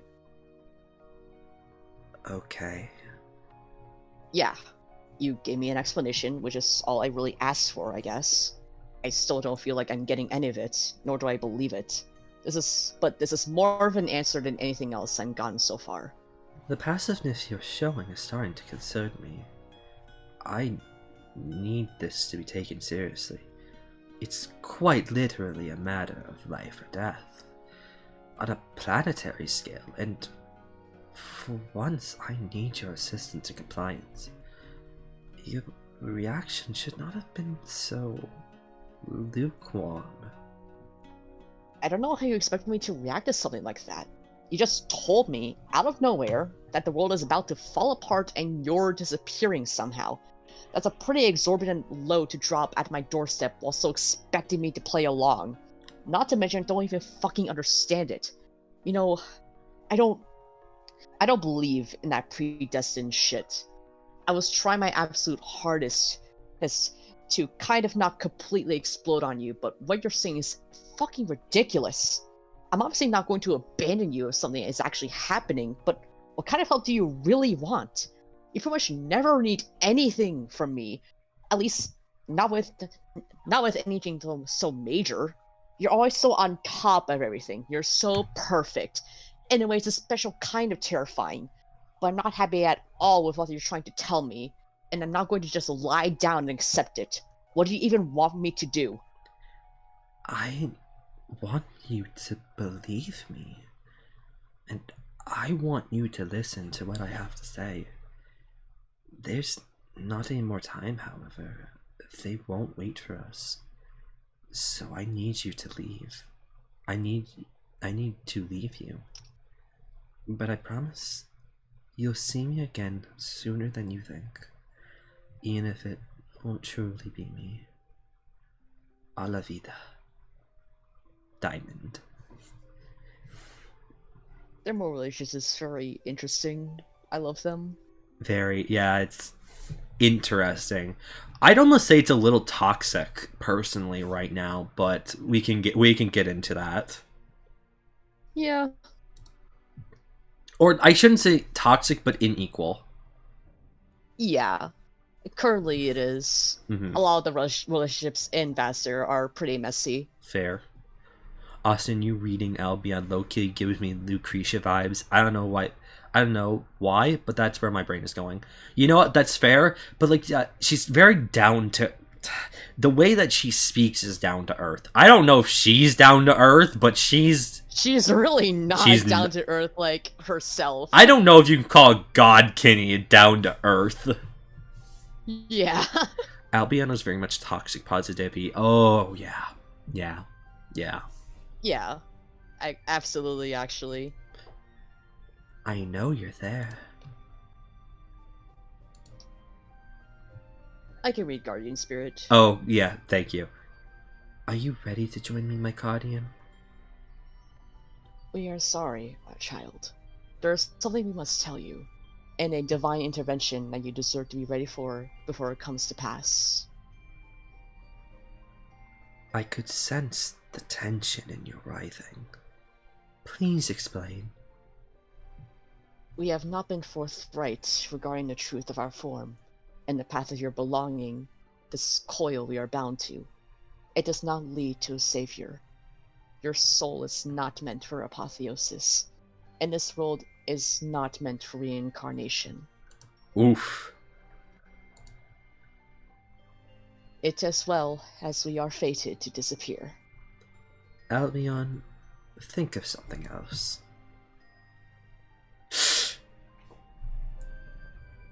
Hello. Dismiss!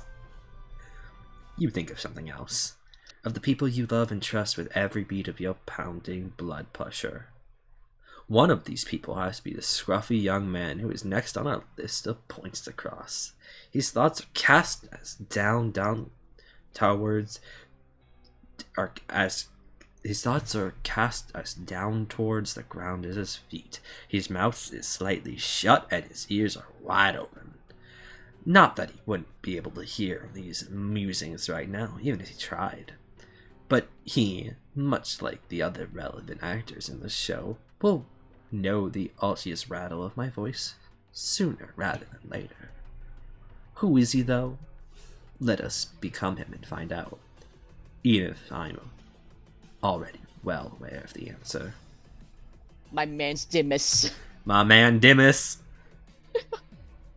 Lonnie says check Discord art channel for surprise. Pog, let's go. Werewolf troll. Yo, werewolf troll! Holy shit! Okay, all right. I gotta add a source really quickly.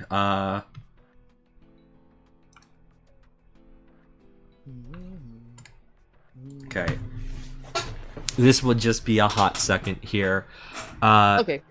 Your name is Dismas Mersive. Mersive? Mersive, yeah. Mersive. Boy. When you were younger, you were forcibly taken in by a Skull Titan.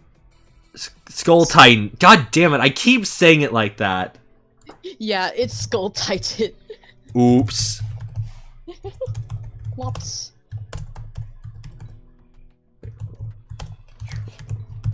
It feels like a fucked up way of saying skeleton.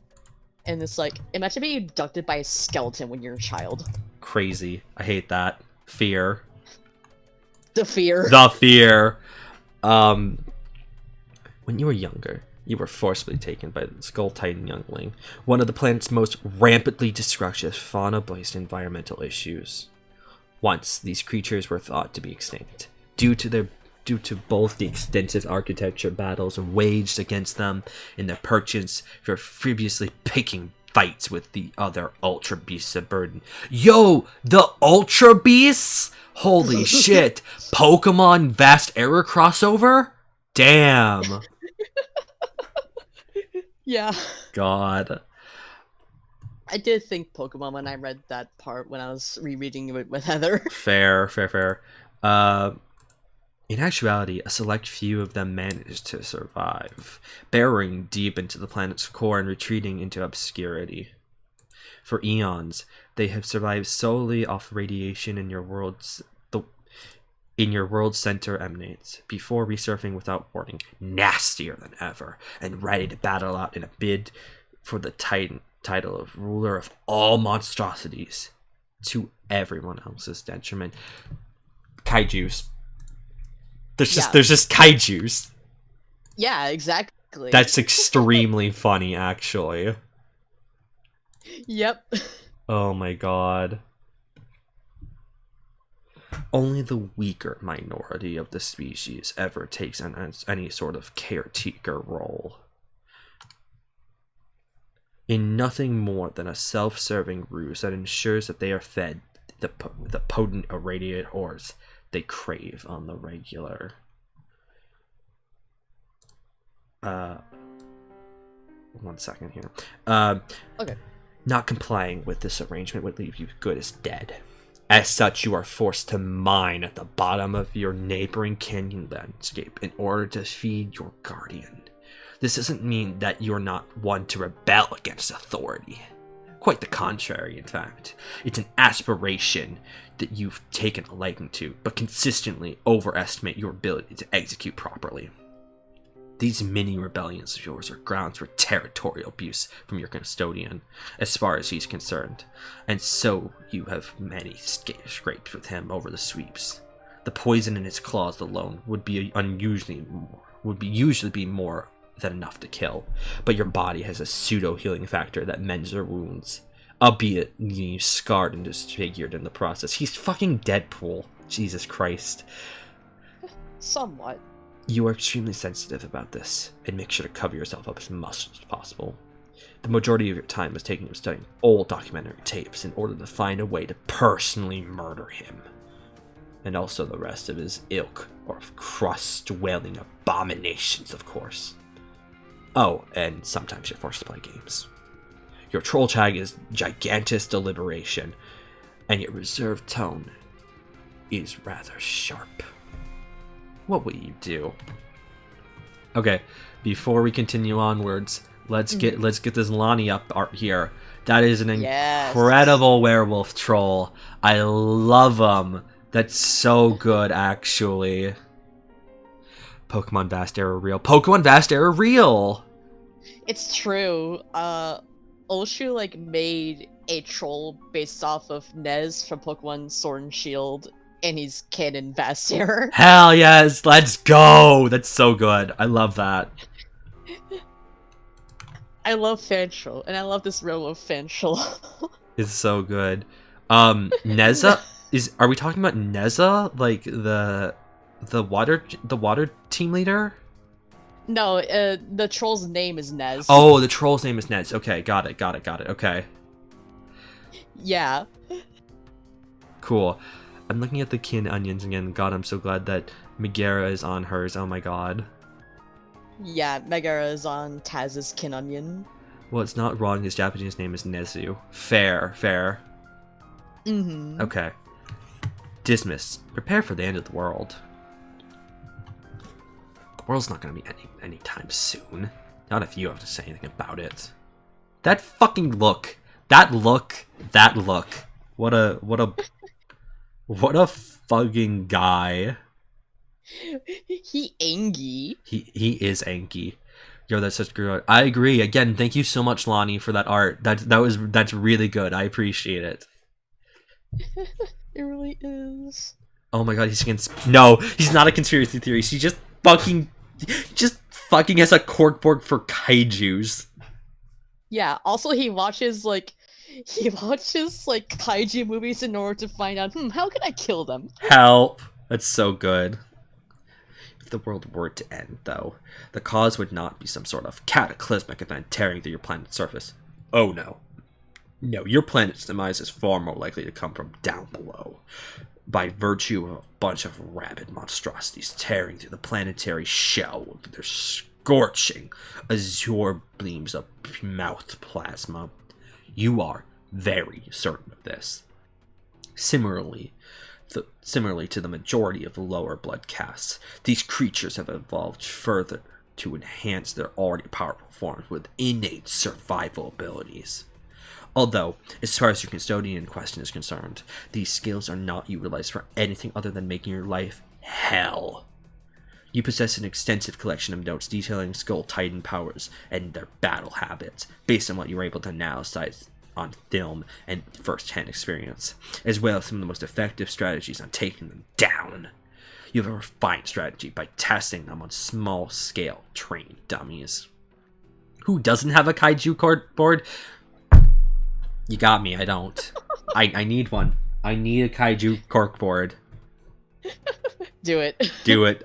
I gotta do it. If I do, I'm a coward if I don't. You're not ready for the Skull Titan invasion. I'm not. I'm not. I'm gonna get killed by a kaiju. Fucked up. In the pitch that to the VE team. Oh my god. Dismiss corkboard merch. Oh my god, that's so good. Good. You'd have to buy the license to Godzilla though. True. Wow, I can't believe V is sponsored by the new Godzilla vs. King Kong movie. Yo! Did you know? It's true. Did you know Ostinato's in King Kong, Godzilla vs. King Kong? He's actually the first victim of the movie. It features him as himself. It does. It really does. In the past, the best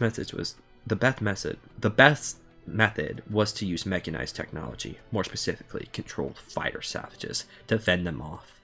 But these units were all decimated a long time ago. Most techniques from back then are unavailable to this day, which is truly a shame. The swimmingly knockoff slide-powered merch suits that constitute the current modern standard just do not make for good combat-ready machinery.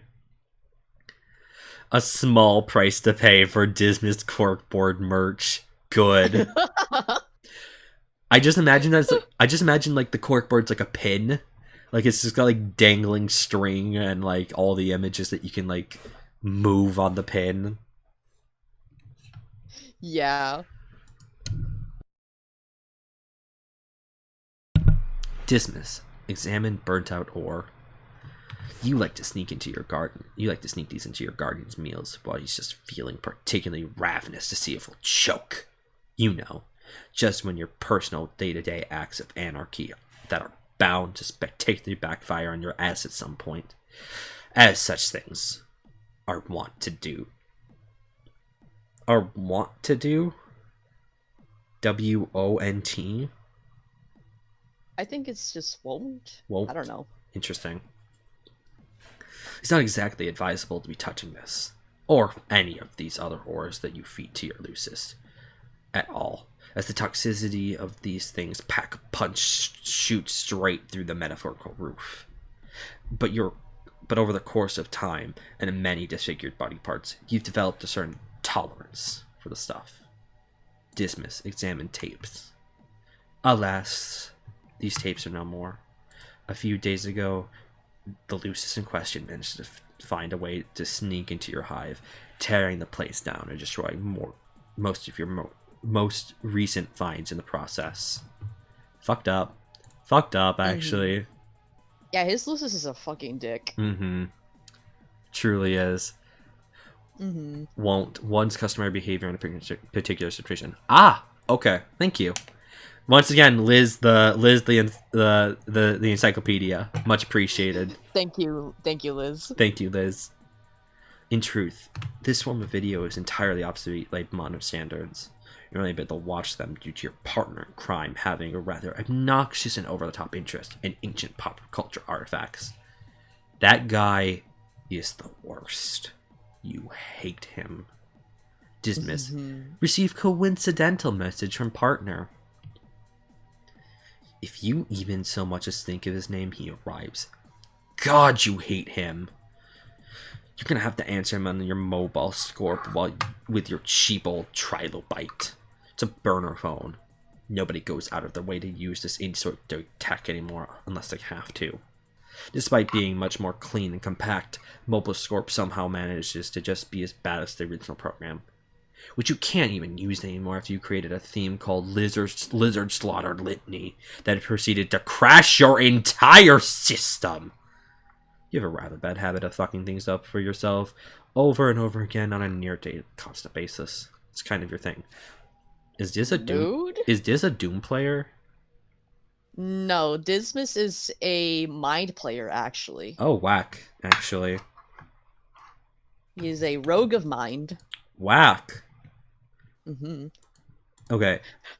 Are you ready? I'm actually not. I'm gonna take a quick break. I'm gonna be right back. I'm gonna go get more water. I'm gonna go to the bathroom. Okay. Okay, so... You go hydrate. Thank you. Please stick around. I will be just a moment. Alright. BRB.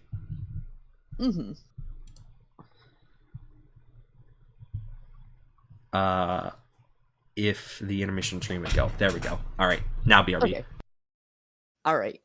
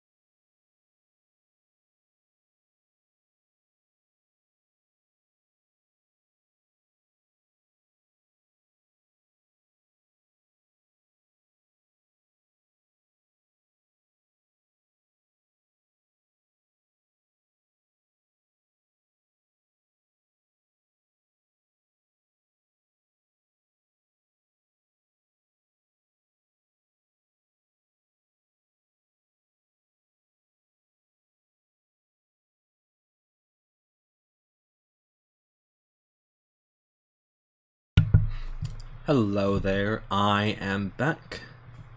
Welcome back. Thank you very, very much. Okay. You ready? Yes. Okay. Alright. Dismiss. Answer UK. Unclass Kahuna began controlling Gigantus Deliberation. Hi back, I'm Mom. Yo! Crazy. Holy shit. Okay. Okay, alright. Mr. Three Skies General over there, let me just go ahead and give you the word of the moment so we can just keep it nice and clear without going sack deep into the extraneous pissy shit. We gotta film this shoot, and it's important because it's gonna be a generational winner.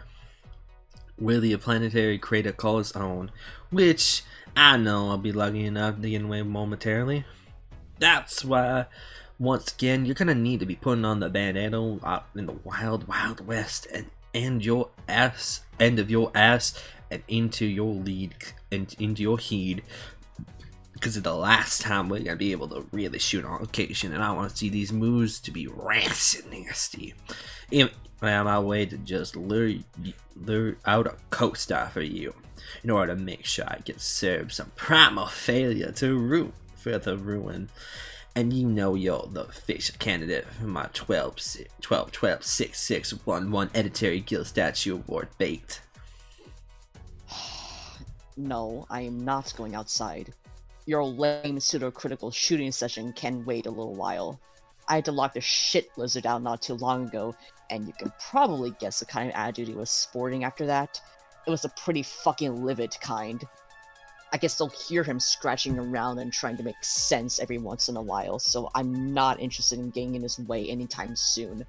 Staying put is far more compelling from where I'm standing, which is inside my hive, and will remain that way for the foreseeable future.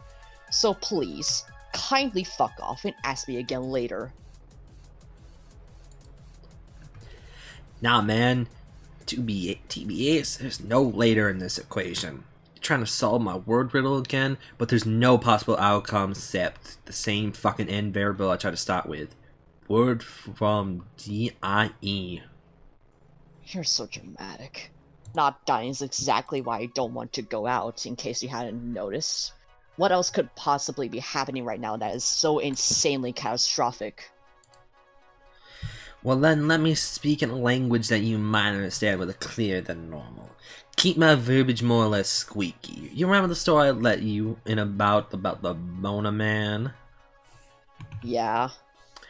How well do you remember it?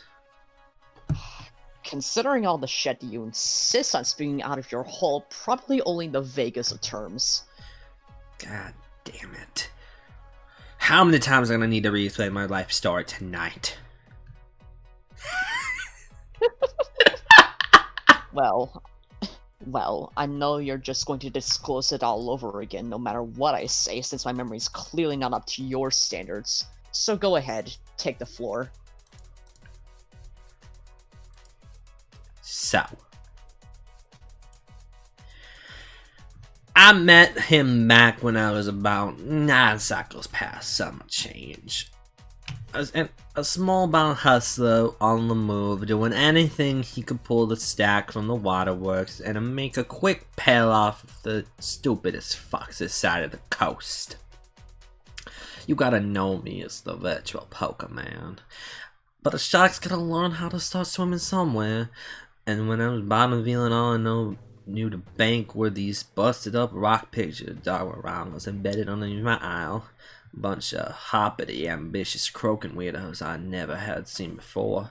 Some intense spin patterns and flowers there too, but I didn't care about no purpose. No rhyme, no reason, just some clips and dinero. Till the first appearance of the purpose slapped me in the face in this little play stage I was unknowingly set up on. That was the morning I was ligament struck into the bone zone.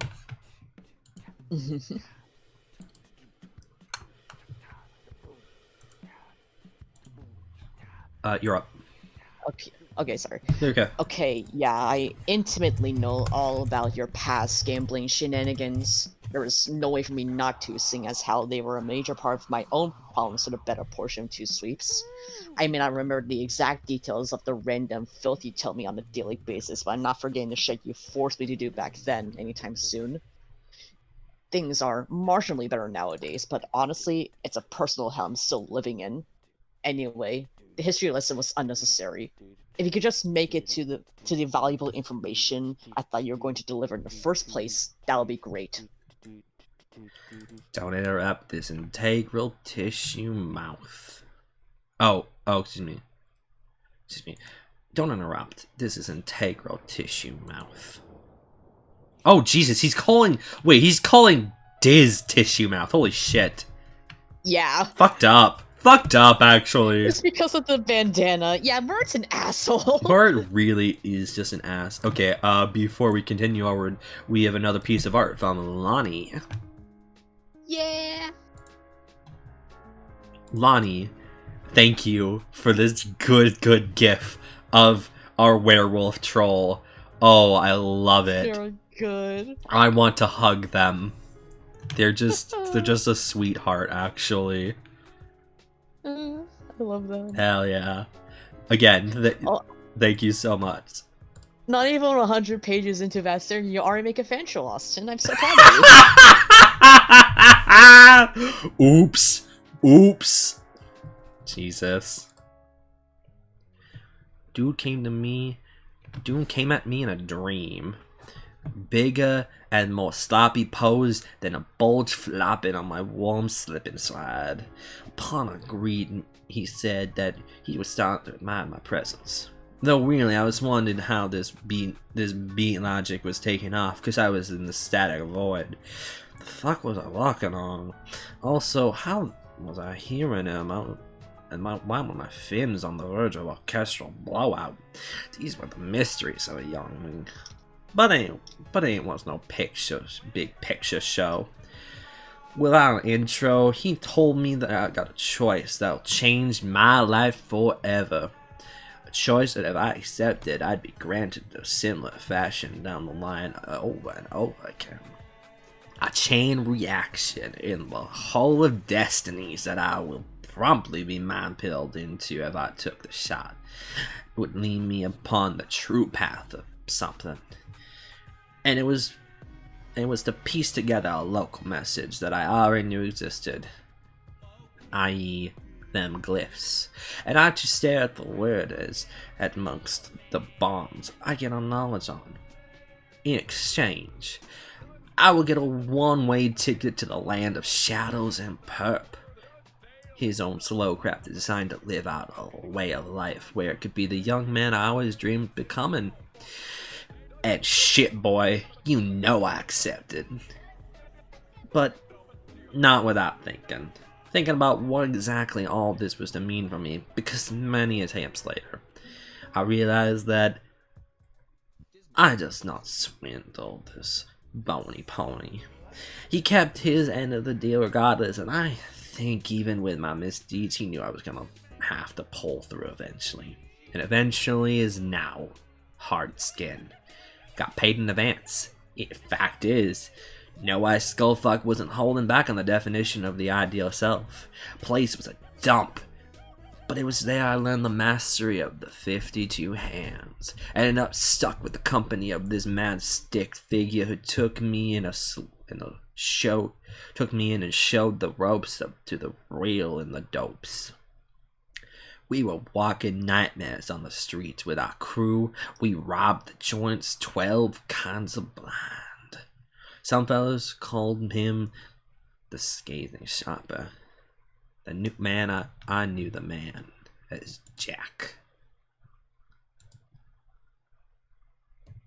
I can't believe Murder's just boss baby. Oh god, he's the boss baby. Yeah.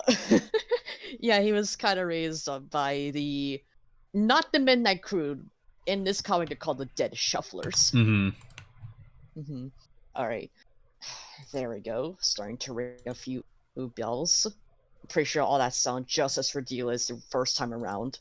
So, how exactly does this relate to us apparently dying? I'm getting to it. Well, can you get to it a little faster? For someone who claims this is so imperative, you sure are content to take your sweet fucking time while simultaneously wasting mine. You're not even out here yet. Yet shit slip. You're not even out there yet. You're not even out here yet, shit lips. Why are you assuming I'm actually coming? Because you're never not coming at me. For a man that demanded so much, you do very little work to get off the norm. Gross. Also, you're still not really telling me what's going on. You should get back to that, dipshit. Well, first off, I never said we were down specific like that. Just saying that if you don't comply with me, that you're gonna die. Along with the rest of the world. Big diff. The message I decoded was actually pretty simple. As long, at least in the general gist. Of course, there had been some bunch of spooky, scary verbiage straight out of existential horror bluffs. Wet as nightmares upon our very last invitation chat through my TV screen. That appears to have been the closer to this running gag of around the glow comedy tour he planned on me. But the gist is that this place is going to wrap out inside out into the pits. Pits that'll lick our life plates clean until there's nothing but dust and regret. However, like all good points in a running plot, when the going gets tough, there's a loophole ready to make it nice and easy as we inch our way in. Method's not practical, but then again, neither is our grand finale. Yeah, Murret talks a lot. Murret never knocks, talks a lot. Yeah. Vexy, we are on Dismas and Murret fun times. Their dynamic is so good. Okay, good night, Chew. Thank you so much for coming out. It was really nice talking to you. I hope you have a great evening. Sleep tight. And I hope to see you again at some point. Yeah, I hope that you have a good night, Chew. Please rest well. I fucking love you, bro. Bro. Alright, dismiss. Alright. Well, if you're the only one who has all the exclusive know-how on the situation and what to do about it, why exactly do I need to be involved? Can you never deal with any of your shit without dragging me along for the ride? What are you about to force me to do for you this time? What I'm about to do is just save your sorry ass. Sorry ass. Nothing. Okay. Sorry ass. Another halfway from the cycle along with every other one of you sorry sad sacks of mash contractions. We're fixing to ride this loophole all the way out of this rig, and you're gonna be the man that gets me in full deep in the mess. In fact, soon you'll be just like me. All of you will. But as of right now, I gotta push the direction of the man. But don't you worry about that. Got thousands of gears in progression, and I got a majority of the clan shoved into the pile. Right now, though, I'm setting you up with your dream life before the dream life you were gonna stare. Better get there quick, D. I'm almost out. This better be worth it. What's up? This was not worth it. Help! Help! Come on, don't play me like that. I've got at least 3 things that make those few men walking with my obtruse work jumbles all the worthwhile. Here, I'll even give you that first deal on the spot right now. BAM! 1, 2, 3, 4, 5 in the sky. Or at least 4. It just hit just like the old days of me New York. Of course, it won't be the same because it's not the same routine because it's not the routine our pendant clash maneuver we used to pull. But it's the thought that counts. The thought in the hand. God. The dice, huh? Oh. Right. Now I'm feeling the beats you pulsing my way loud and clear. We are scaling the wall past and heading into the future. And the future is bumping. Okay, now you're cramping me out. This is tradition. You can't just call off tradition. It's tradition. I got no shenanigans prepared for this. All I want to do is a little skin. Pinky swear. Re-enlarge them peeps. Shout out me a hell. Shout me a hell yeah. Give me that finger. And let's truce on it. Oh, sure. How about this one?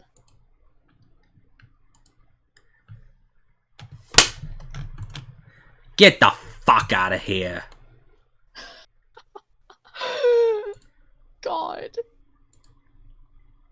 Lord. Yeah. Fucking God. You just had to hit me right on the mark, didn't you? How can a ridiculous thing even swat so hard and stay properly afloat? I can't stand it. Doesn't help that I'm staring at nothing but a lens. I bet you feel awfully proud of yourself with that cheap shot, sheltered behind your bastardized remote control auxiliary. Not that I'm surprised, mind you. Cheap shots are all you're ever good at. That, and further salting my wounds. Wah, that's you right now.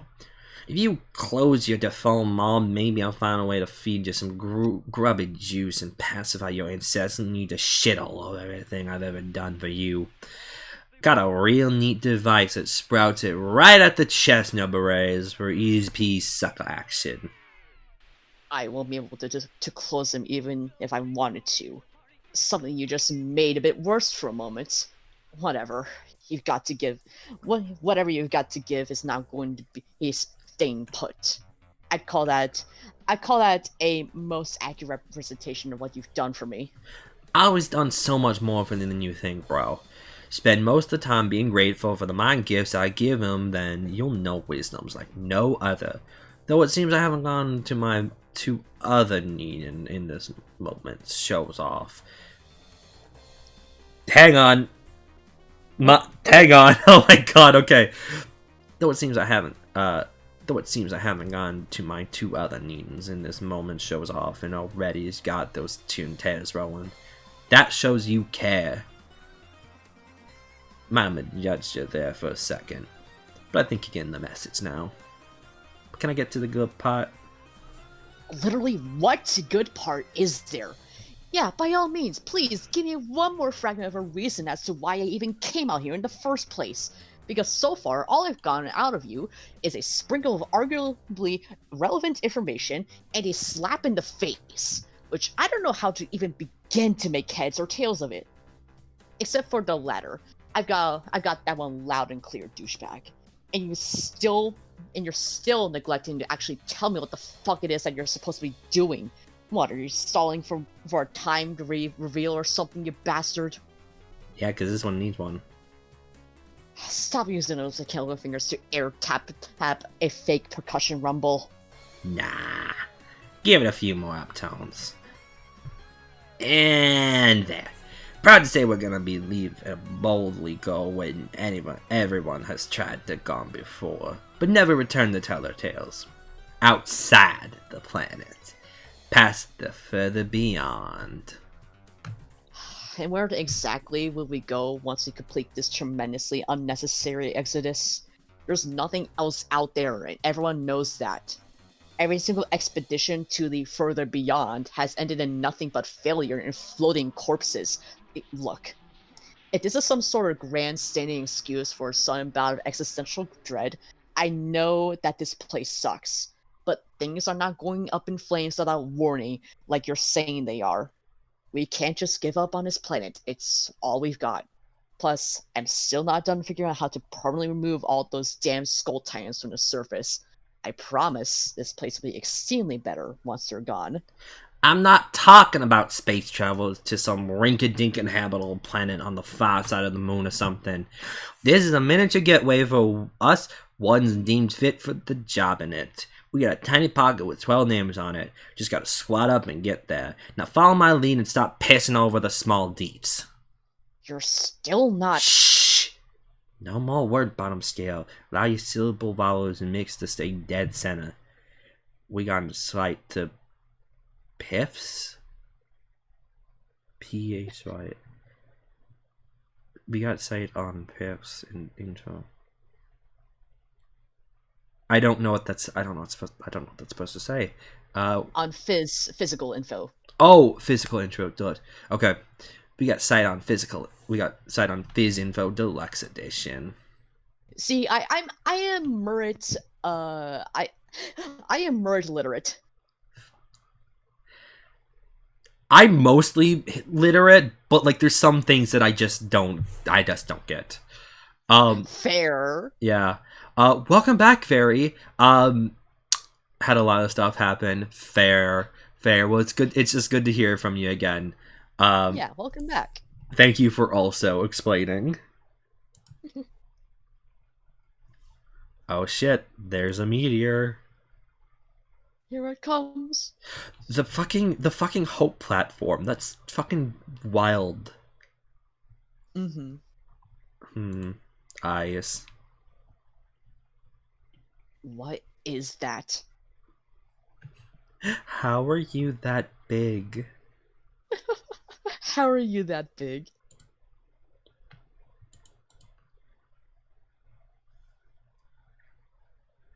Next page. Yeah, that was what I was reading. What is that? Prophecy been foretold. I've been talking about this whole convo. I still don't understand. Well, you got one last second to think on it. If you can't even do that, might be a little too bizarre for performing our last show. No, wait, might be a little too busy. Okay, might be a little too busy performing our last show. Didn't let Beastie Boy out for nothing to fight him, and for you to not get ripped to shreds from the video one last time. No way. You did not do that. If you just did what I think you did, I'm losing all faith in you, and everything you do or say from this point forward, no matter how severe. SMH, not my fault you don't know how to roll with priority matters. Oh, speak of the Atomic Devils.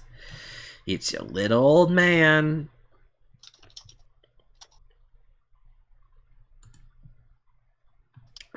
He's really not happy that you walked him out earlier. Uh-oh. And he's gonna be even less happy when he's dead. You make sure to notify your kiss missus that he's going to be the next on your hit list at this rate. The Kismesis, who we briefly met earlier in this story, proceeds to inform you that this could have all been avoided if you only gave him high fives responsibly. You discern this note. God damn it, Murit. I fucking love your ass. You're a fucking bastard. I hate him so much. Fair. Fucking fair. You discern this notion was an absolute crock of shit because you've known him from many long-suffering sweeps, to which he immediately agrees. He then starts recording the actions. Oh boy. You know, I thought an ad just started fucking playing, and I was like, what the fuck? What the fuck? Where? No, that's just the song. Yeah. Help. He then starts recording the action that's what's about to take place. You're gonna be busy for a while.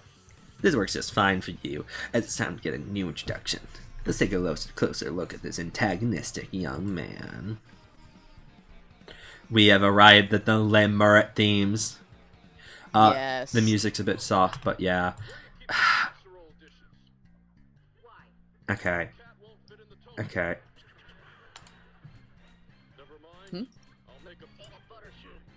I'm not increasing it anymore.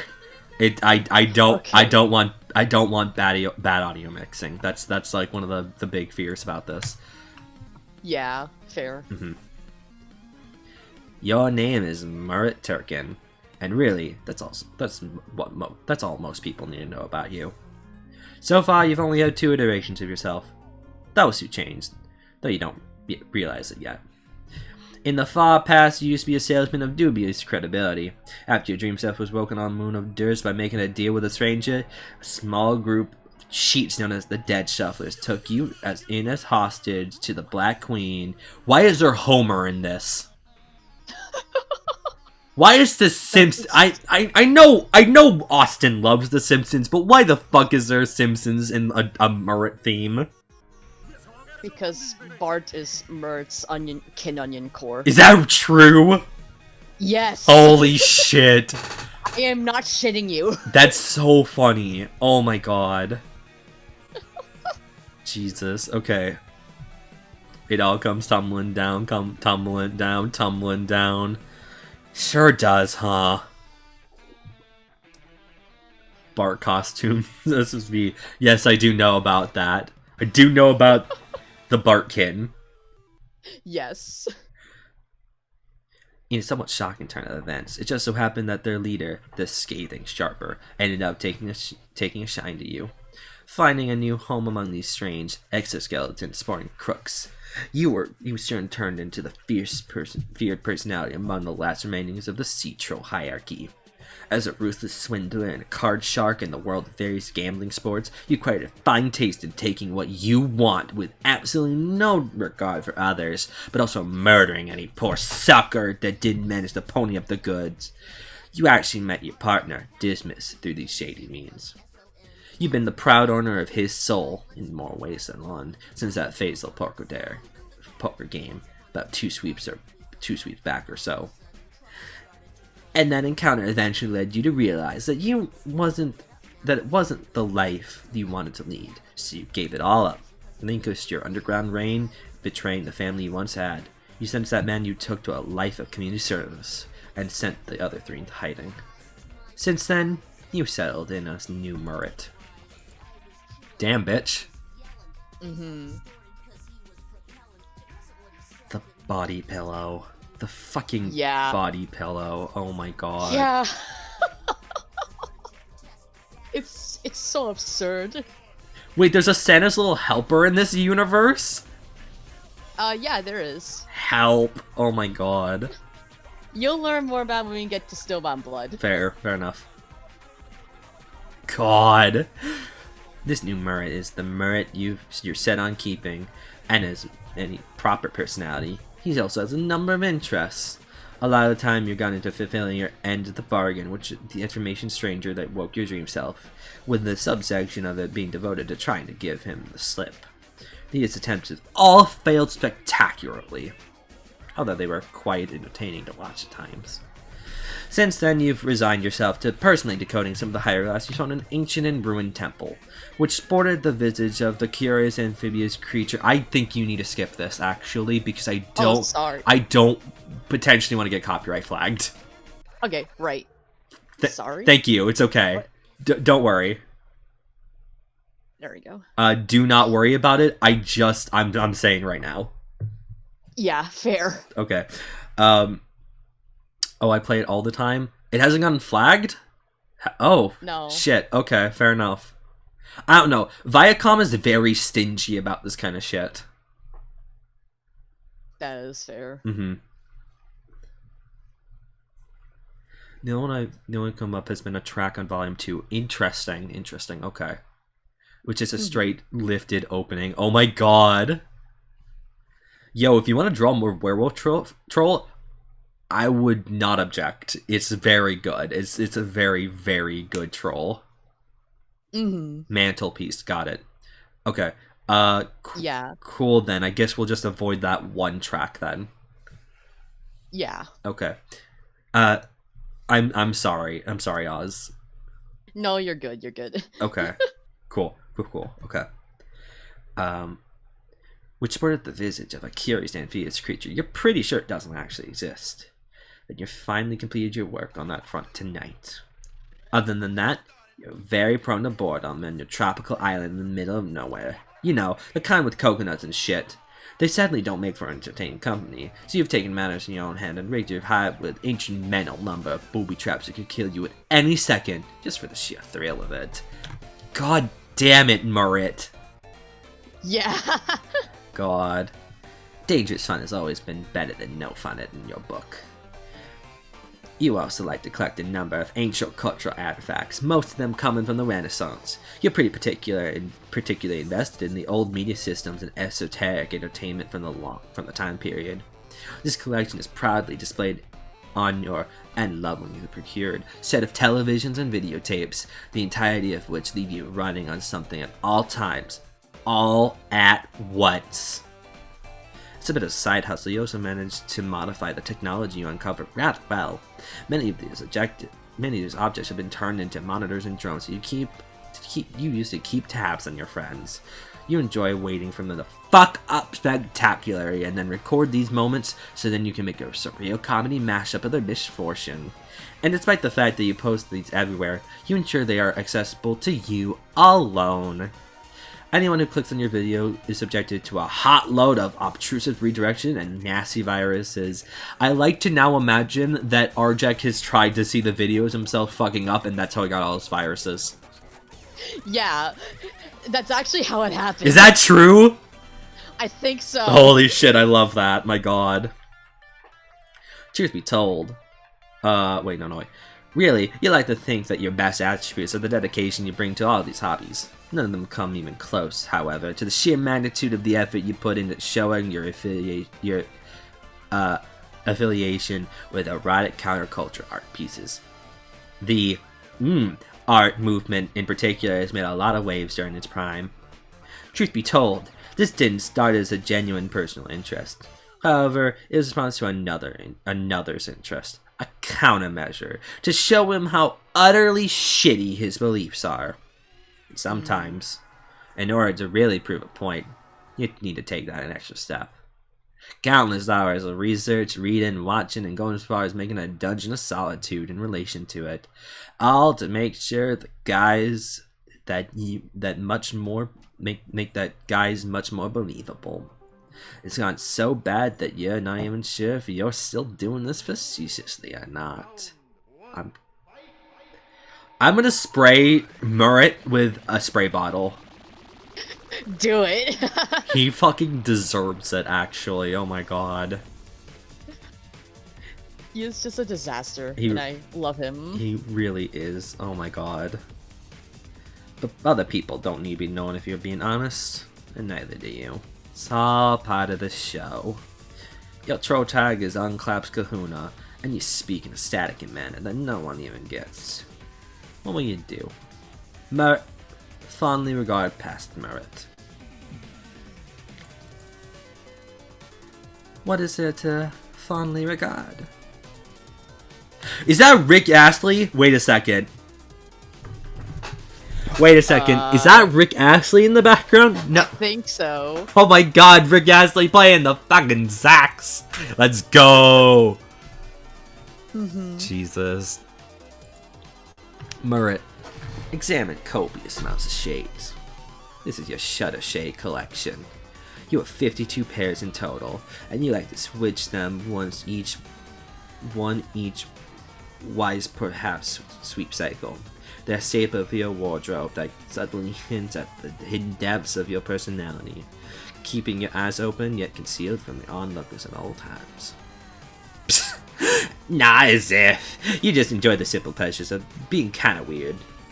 Your idiosyncrasies carefully cultivated for maximum aggravative potential. Your friends love it. It might be still I'm never gonna give you. It might be a still from never gonna give you a. I don't know, because I don't know if he actually plays the saxophone in that one. I don't think he does, but I might be wrong.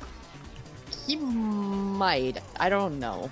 Okay. I haven't listened to the full song in a while. Fair.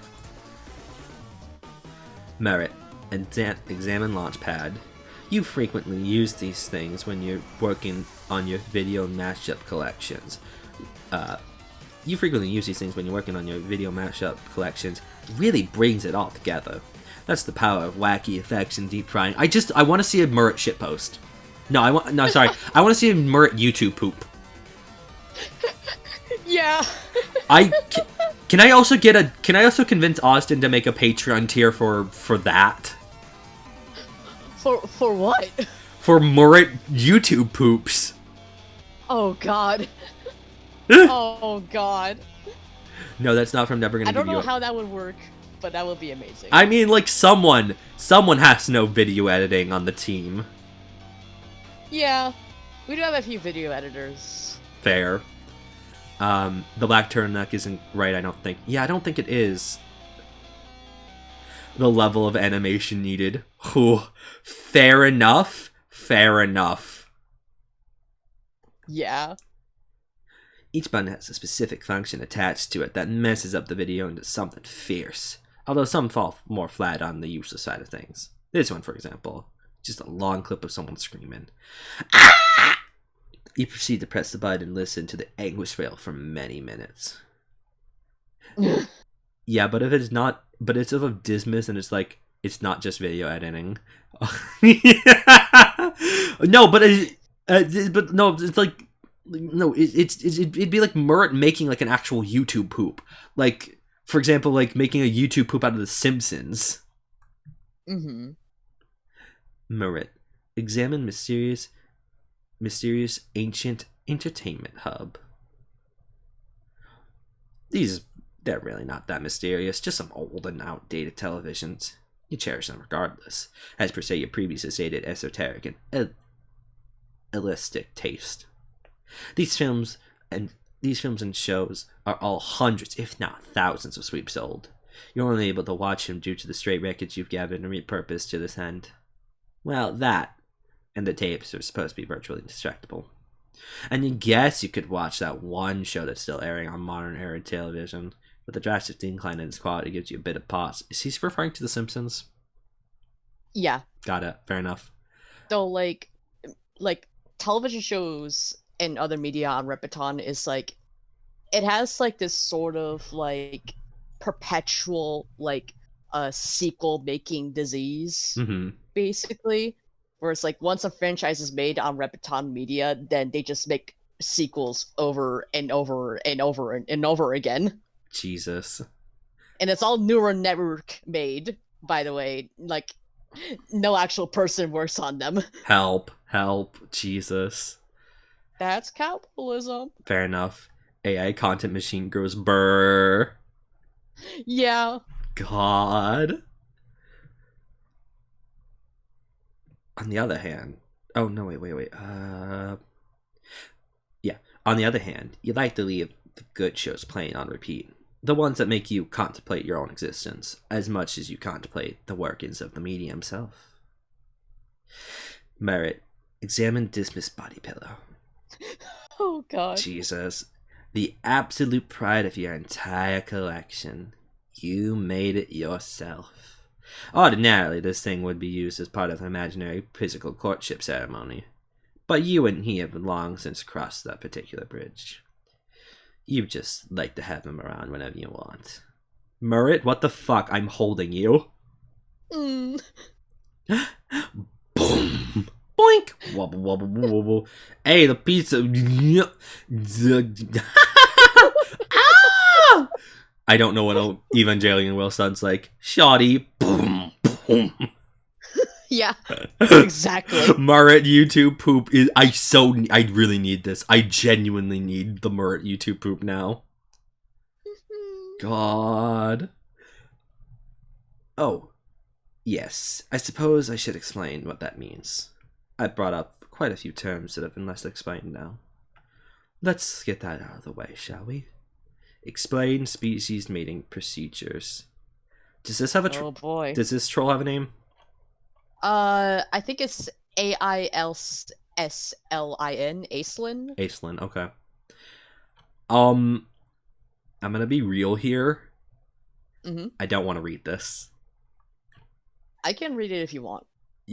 Okay? You're free to do it. It doesn't go into like. Well, the thing here is detail. The thing here is that I don't want to read it because it's long-winded for the reason of being long-winded. That's how it was in Homestuck, and also, I don't know. I think this is all information that we all already know. So not really. I'll read it out for you. Okay. I'll keep the social aspect of this relatively brief, as we are meant to return to it at a later time.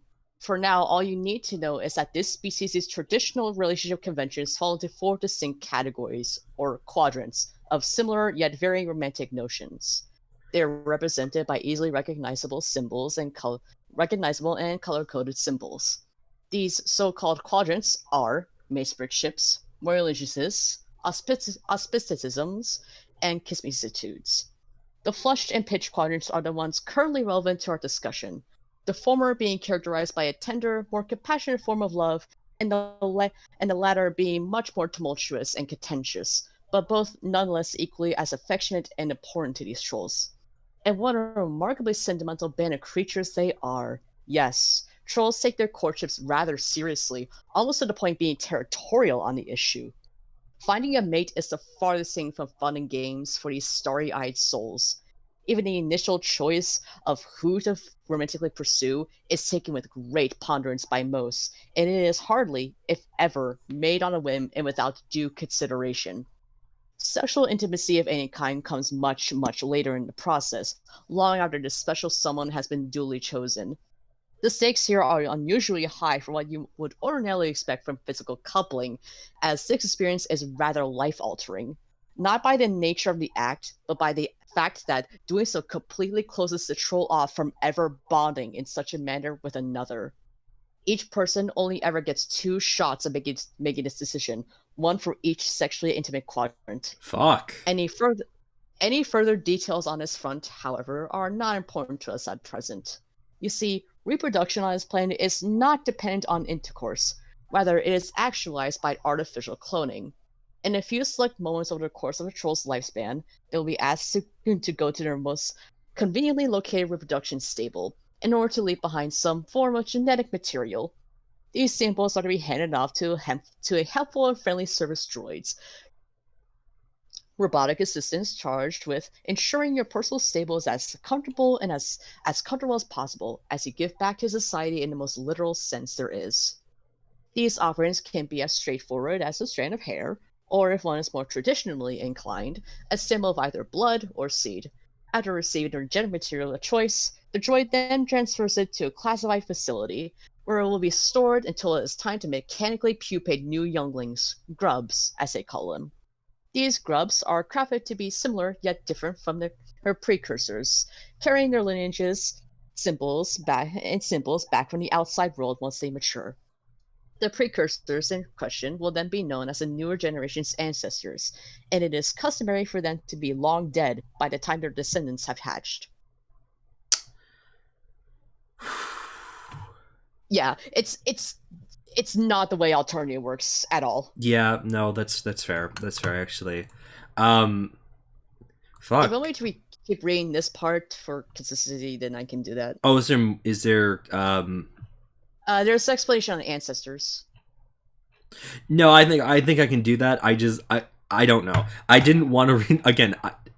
My initial hesitance about reading it was because it was just I thought it was the same old, but yeah. I think I can do it. Yeah, no, I completely get it. Like the quadrants, like by themselves, are explained a bit further, like in Act 2, but it's like Vassar's own twist on them, basically. Mm-hmm. That's fair.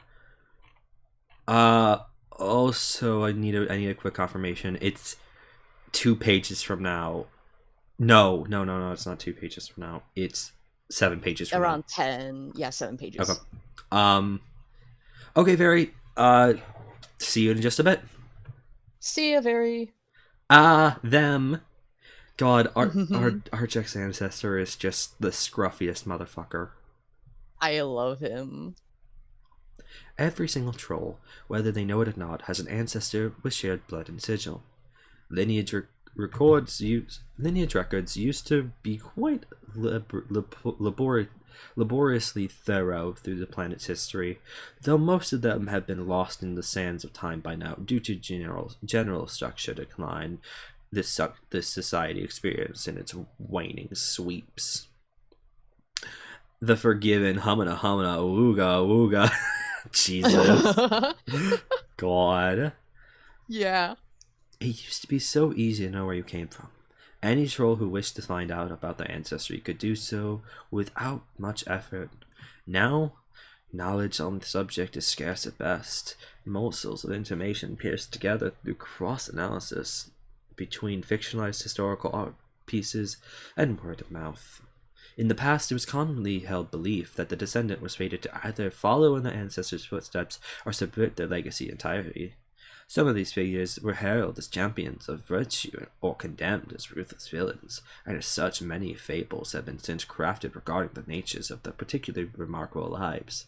Figures that broke the mold of importance one way or another, their actions crystallizing into fantastical epics and permanently etched into the cultural consciousness. But no good story ever comes from a place of fiction. Our 12 main actors, progenitors, stand as a special case in history, as their descendants will also be, provided everything goes according to plan. These ancestors all had a significant hand in crafting the new era their world was ushered into after their passing, as much as they had a hand in destroying it. Key pieces that pushed certain events into motion, as tragic as they were regretfully necessary. The tale is one that is commonly referenced, but never truly grasped in their entirety. An unfortunate consequence of the technical inaccuracies tinged by personal bias and the loss of reliable information on the subject. Do not worry, this story will also be pieced together as we go along. I'm so excited to learn about the main 12 ancestors, genuinely. Is that already happened in comic or no? No, not yet at least. Okay, interesting. It does feel as if I'm forcing too much information right from the start, doesn't it? I apologize. A measure of exposition is quite necessary here, however. There are a number of things that would not make sense had you not been given the courtesy of a slight brief briefing, even if some of the breach topics feel all too familiar. Oh? I can tell you're curious. Allow me to give you a small hint, then. You might remember these words from earlier. Take them as a sign of the things to come and a nod at what already been. It all has to do something with a curse by blood. Now, let us pick up from where we left off. Okay. Ooh, mystery. Mr. Wee. Good night, clown. Thank you so much for coming out. Good night. It was really good hearing from you again. I hope to see you again. Thank you so much. Bye-bye. Bye-bye. We know about some of them, I think. Definitely not all of them. I know... Yeah. I know that Calder's ancestor gets talked about pretty early on. But that's all I know. Yeah. Yeah, and there is like a scene in Act 2 that shows like a flashback to a scene with the ancestors, but like there's not like a dedicated like intermission to them. Got it. Okay.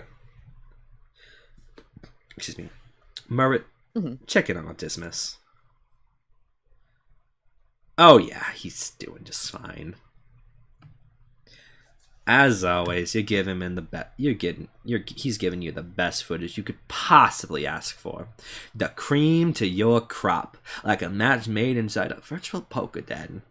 You can hear him yelling at you through the feed, demanding you answer him right now, you good-for-nothing, bulge-brained, all-motherfucker. You just had to indulge him by turning on your base oscillatory operation buddy drone, auto chatter system. This specific drone continually states not anatomical facts relating to the troll's chest. I can't. God. He doesn't seem very fond of it. You can tell by all the incoherent angry growling. Merritt, check up on the blue guy. God, help. I am sorry. It takes a while for me to like see him, and also a while for me to see him talk. But I am. Lord, fair, actually. You checking on the other blue guy? Nothing out of the ordinary here. which is exactly the problem. Arceus, my beloved. Yeah. God. Yeah. You think that with the amount of time he spends collecting various parts from the parasitic undead, it would have resulted in at least a couple yuck-worthy scrapes by now. It's never anything other than a light thrill melodrama fusion with him, though. It's sad, but not the kind of sad you're in the market for. Let me get a gif. Eyes!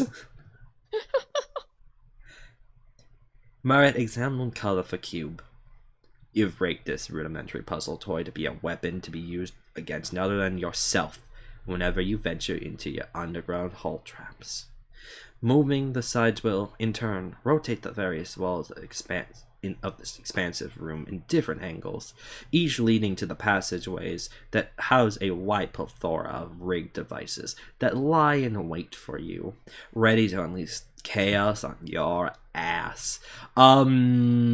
Sorry, Lonnie. I don't allow non-VIPs or mods to post links, and it's just because we've had a bot problem before. So Fair.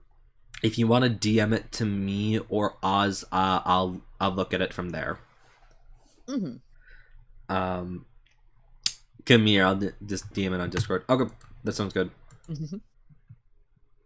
It took a little bit for OCs to grow me, but he's pretty good. I enjoy him. I enjoy him a lot. What did Shock send you? Holy shit!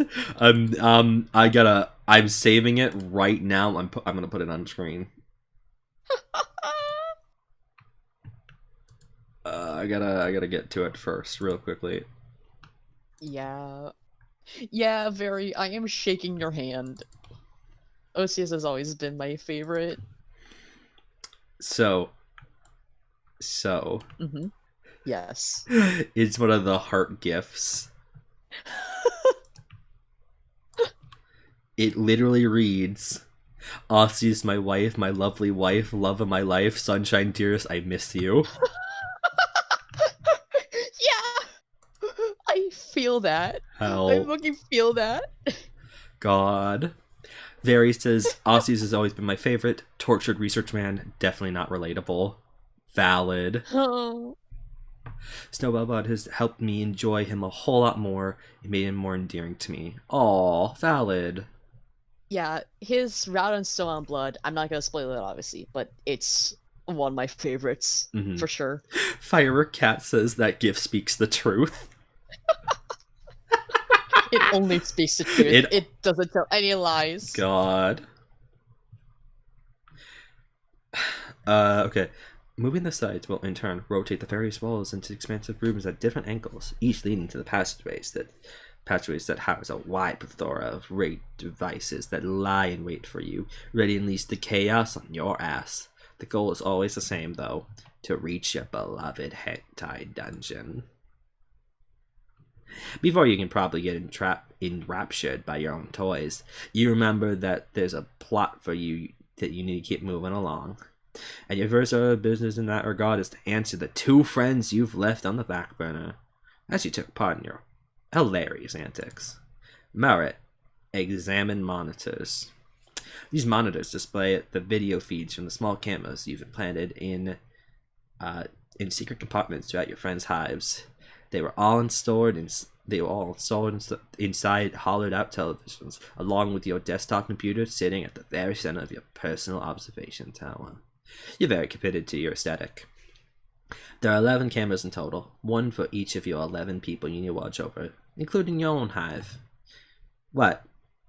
As if you wouldn't just include yourself in a constant hounding for missteps. That'd be totally unfair to everyone involved. There's no cameras. There are no other cameras, just 11. There's especially no cameras for the as of yet 11 undisclosed 12th party. As far as you're concerned, 11 is the only number that matters. Bitch. Merit, examine desktop. Okay, this is. I did. Okay, alright.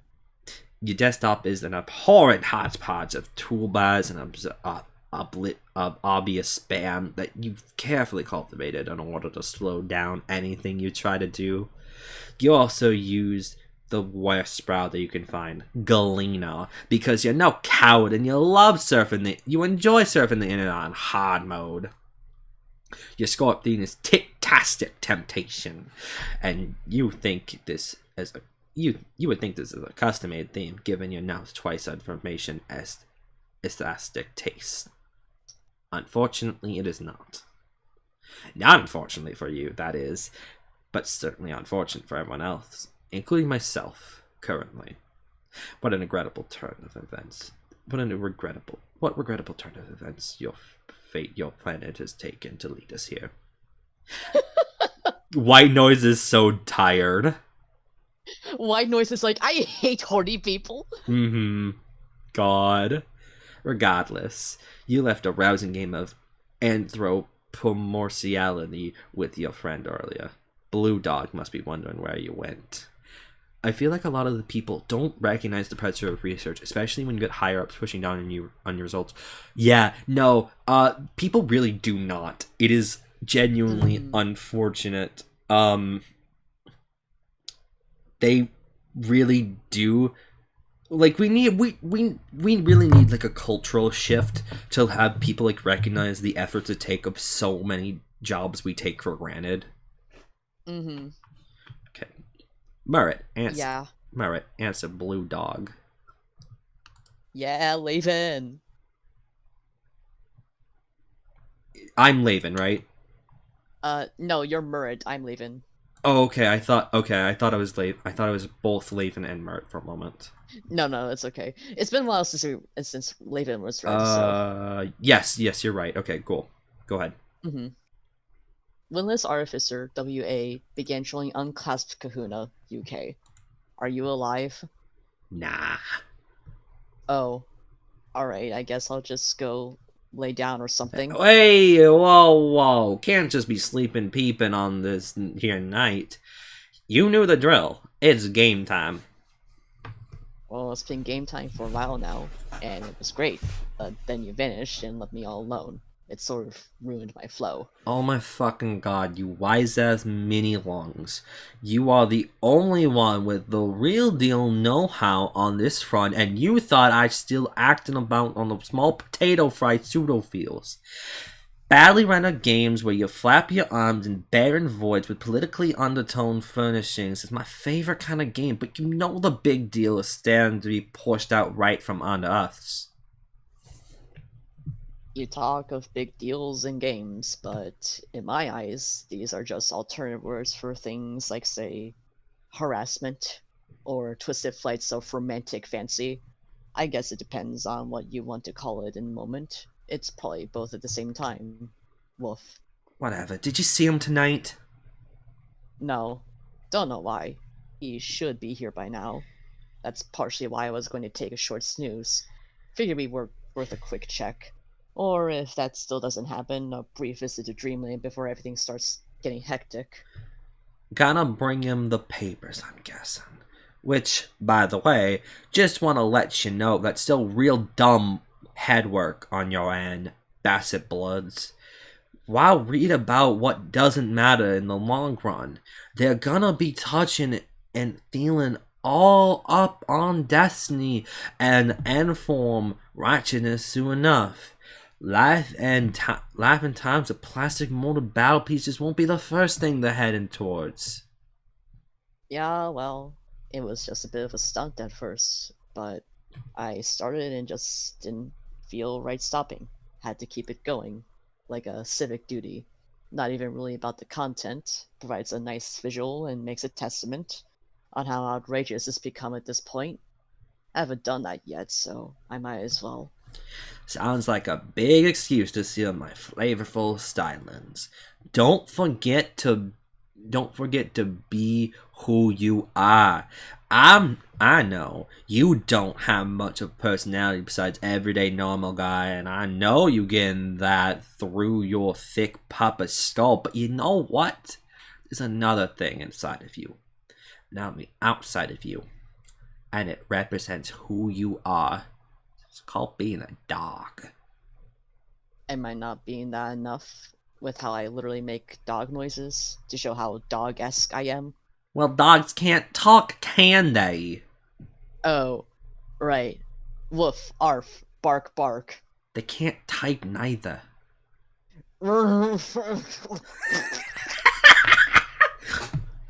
Now we fucking go. Now you're 100% original. You got it, doggo. Now hurry it up with the Z's, because you don't have much more than a couple hours before first impact. For sure. Nah. See ya. I love their dynamics so much. It's so good, actually. Oh my god. Murret, answer the other troll. Oh, this is the one I was preparing for. Okay. I am reading Calder's lines. God, good luck. Really, Okay. really quickly. God, how did I miss the theme Murret has? I don't know how you did, but you're lucky. Calder, I will kill you. Help, help, murder Calden, murder him. Okay, alright, time to read. Grandiose Saturation, GS, began trolling Unclaps Kahuna, UK. Hey. So, I believe you told me that everything is going to be upended, correct? What? All those things you spoke of earlier about us taking action, a starkly imminent planetary destruction. Oh, right, those things. Couldn't understand you between those golden shovels you got caught in your throat and the flagrant jackhole you're taking over your visage. You petulant Wiggler. What has become of you? You used to be such a distinguished individual. God, are we glubbing doing this? Apparently we are, and now I have even more to say.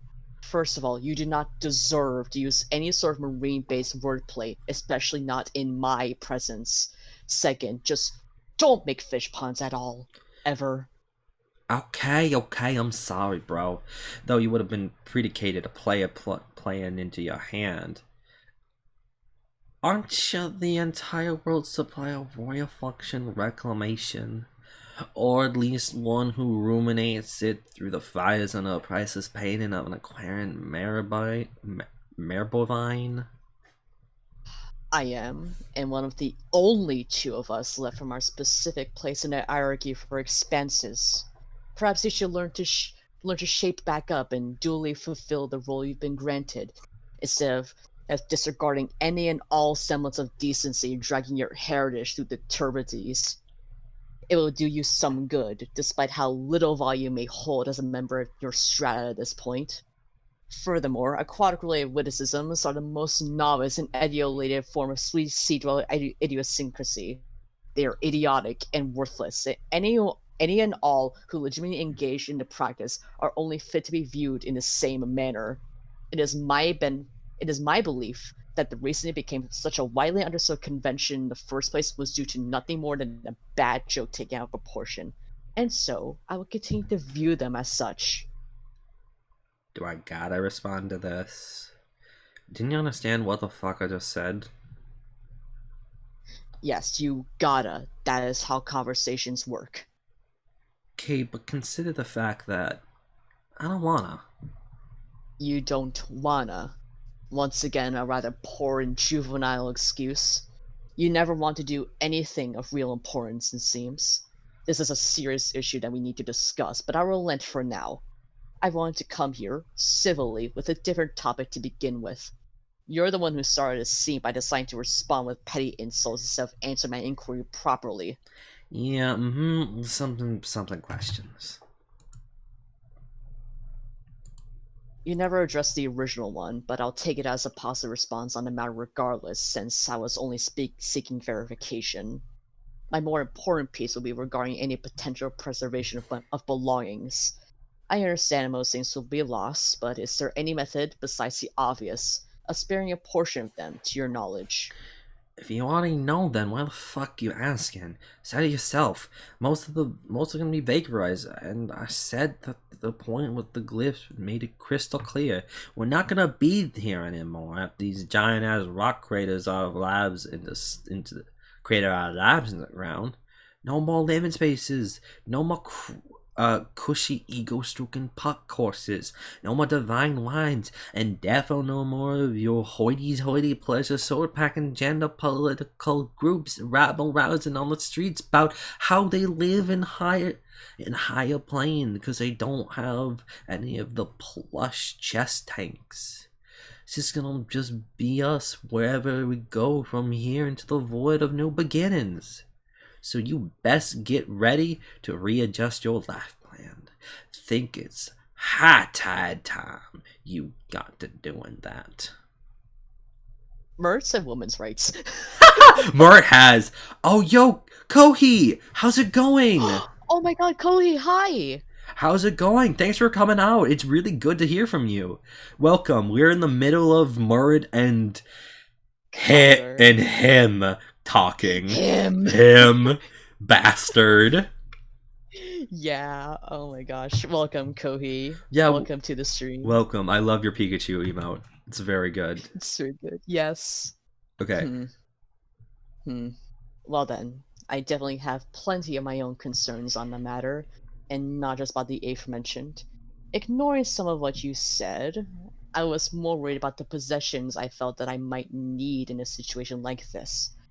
I'm simply trying to prepare, though I could see you're not going to be of any real assistance either way. Not entirely sure why you bothered either.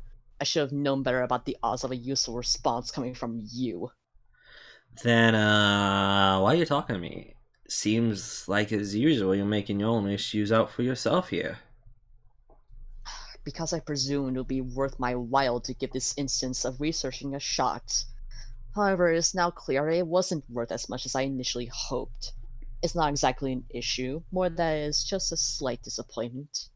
And with that out of the way, and with that out of the way, I really do not have much more to say to you, which seems to me like a favorable outcome for all involved. We might as well be done here. So, unless you, against all odds, do have anything else of importance that you'd like me to know, I'll be on my way. Yes, man. Your stroke game weak. Delightful. God. Saturation gave up trilling on the class kahuna. God, Kohi, you're right. The aquatic bastards. One of these is a charming bastard. The other one, I just want to punch. Yeah. Jesus.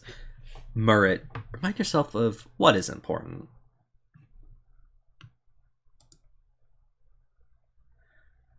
You think you've had enough of the so-called natural order of things for approximately the entire rest of your life. It's time to have some fun before the real show starts. And so your part is over. For the moment. As you pursue your little thrill chasing tour, we'll move on to a very last introduction in the section. Question before we go to Laven. Yeah, what's up? It's pretty late. Yeah. I know we've been streaming for a while. Mhm. Do you perhaps want to end things off here or after we get through this prospect section? How long is act 1? We're currently around like halfway through it. Yeah, we gotta end then. Yeah. Which is fine. I'm cool with that. Yeah. It'll be 166 for where we leave off. Okay. Let us try being the blue guy once more. Baby. Okay. So for our alright. Before we end off, we have one little segment. We're doing a tier list, baby. Oh boy, yes. Let me just post the page so that way it can be pinned for when we read later. That's a good time. That's a good thing. Mm-hmm. So there we go. So we're gonna be doing a tier list. Every time we get to the end of one of these streams, I'm gonna do a character tier list based upon the characters that were introduced in that act. And then as we continue to progress, we'll swap it around to see how we feel about them as we continue. Yes. How you feel about them, basically. Yeah, how I feel about them.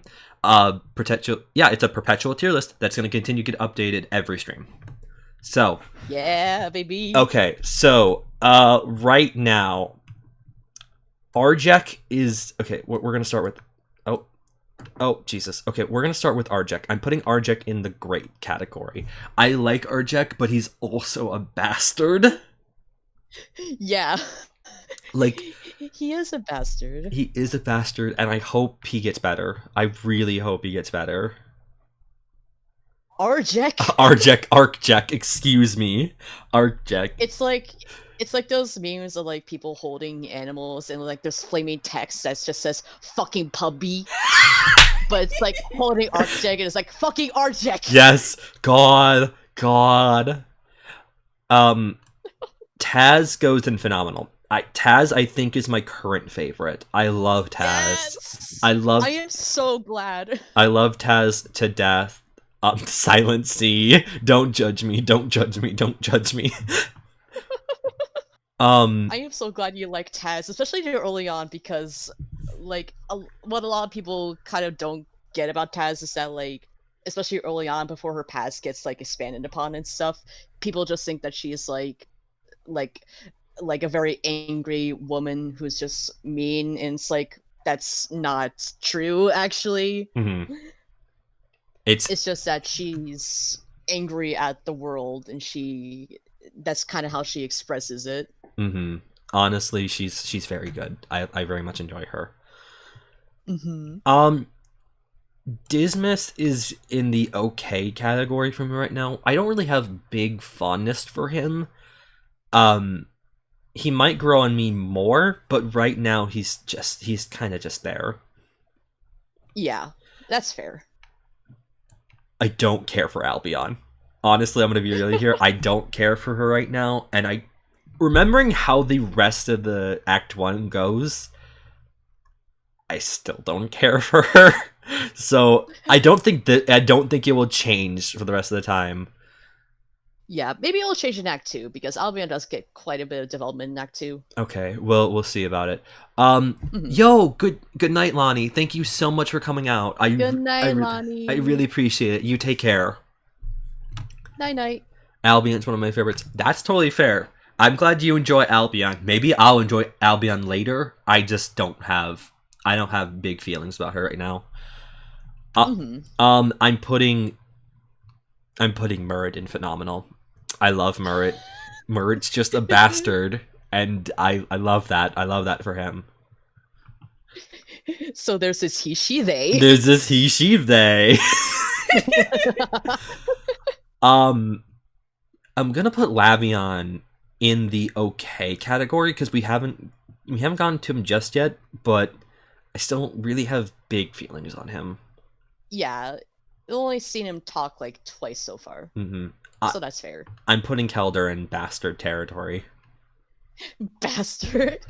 I think he's just bastard, actually. Fair. We've only seen Elsie once, but that's not speaking. We've seen Osseous, but not spoken to him. We've not spoken to Gentha. We've not spoken to Sova. White Noise. White Noise, yes. White Noise I'm gonna put in great. I genuinely do enjoy White Noise when he actually speaks. Mm-hmm. Little fucking Edgar Allan Poe bastard. Mm-hmm. I'm putting Possum Dad in great. I love Possum Dad. Possum Dad. I'm putting Taz's Guardian in okay. I'm just kind of okay with them. I think there's Dismis's. Yeah, I'm gonna put Dismis's in also. No, I don't like Dismis's because Dismis's is trying to kill Diz. Yeah. It's just fucked up. I don't want that. I don't want that. Me no likey. Me no likey. I think that's it, really. Yeah. I don't think I think it was Jude that made this tier list. Oh damn. I don't. I think they forgot to put Star Guardian on there, which is Albion loses, but that's fine. Fair enough. I don't know. I wouldn't actually. I would honestly put them in the okay category or like a neutral category because I just there's not enough for them that. Yeah, if that's it, then that's the tier list. That's the current tier list. That's it so far. I'm very much excited for more Murit, and I'm very more excited for more Taz and Arjek. Yeah. I'm excited for the 3 babies and everyone else. I'm like, okay, let's see how they continue. Mm-hmm. Okay then. I am so glad that you like Taz. I'm so glad. Taz is so good. Taz is very good. Taz is very good. Oh. I care her so much. Me too. The SBB icons are making me heart. Yeah. Valid. They're very good. Okay. All right. I think that will do it for tonight. We got through the first half of Act 1. That's pretty good. Yeah. There's not a schedule for these, I suppose, just yet. I don't know if there will be, but there's currently not. So I'll just post whenever Oz and I are free and willing to do the next one. Mm-hmm. Thank you, Mr. Donovan, for joining us tonight. Of course, Austin. It was really nice to be here and to help read alongside you. I very much appreciate it. I very much appreciate you.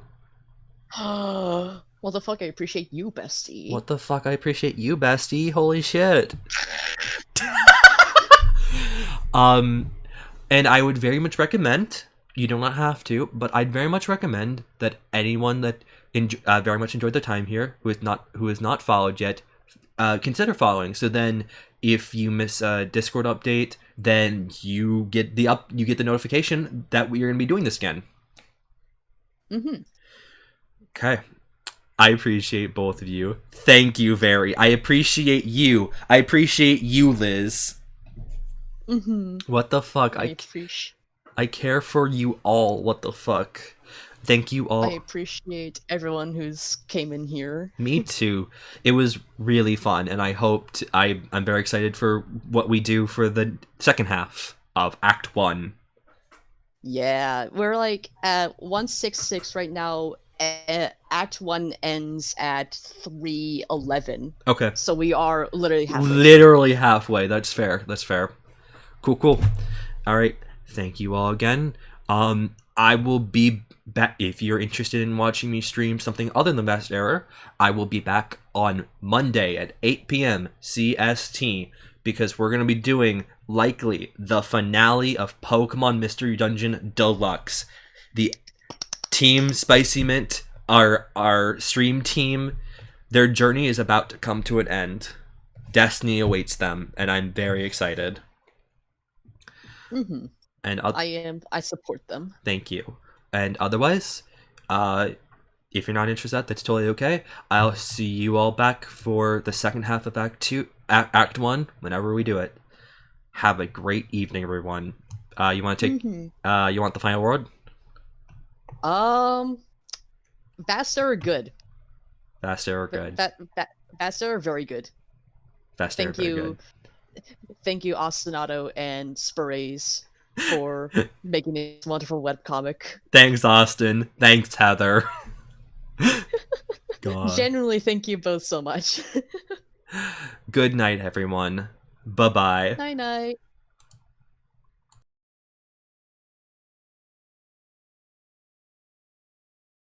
My final message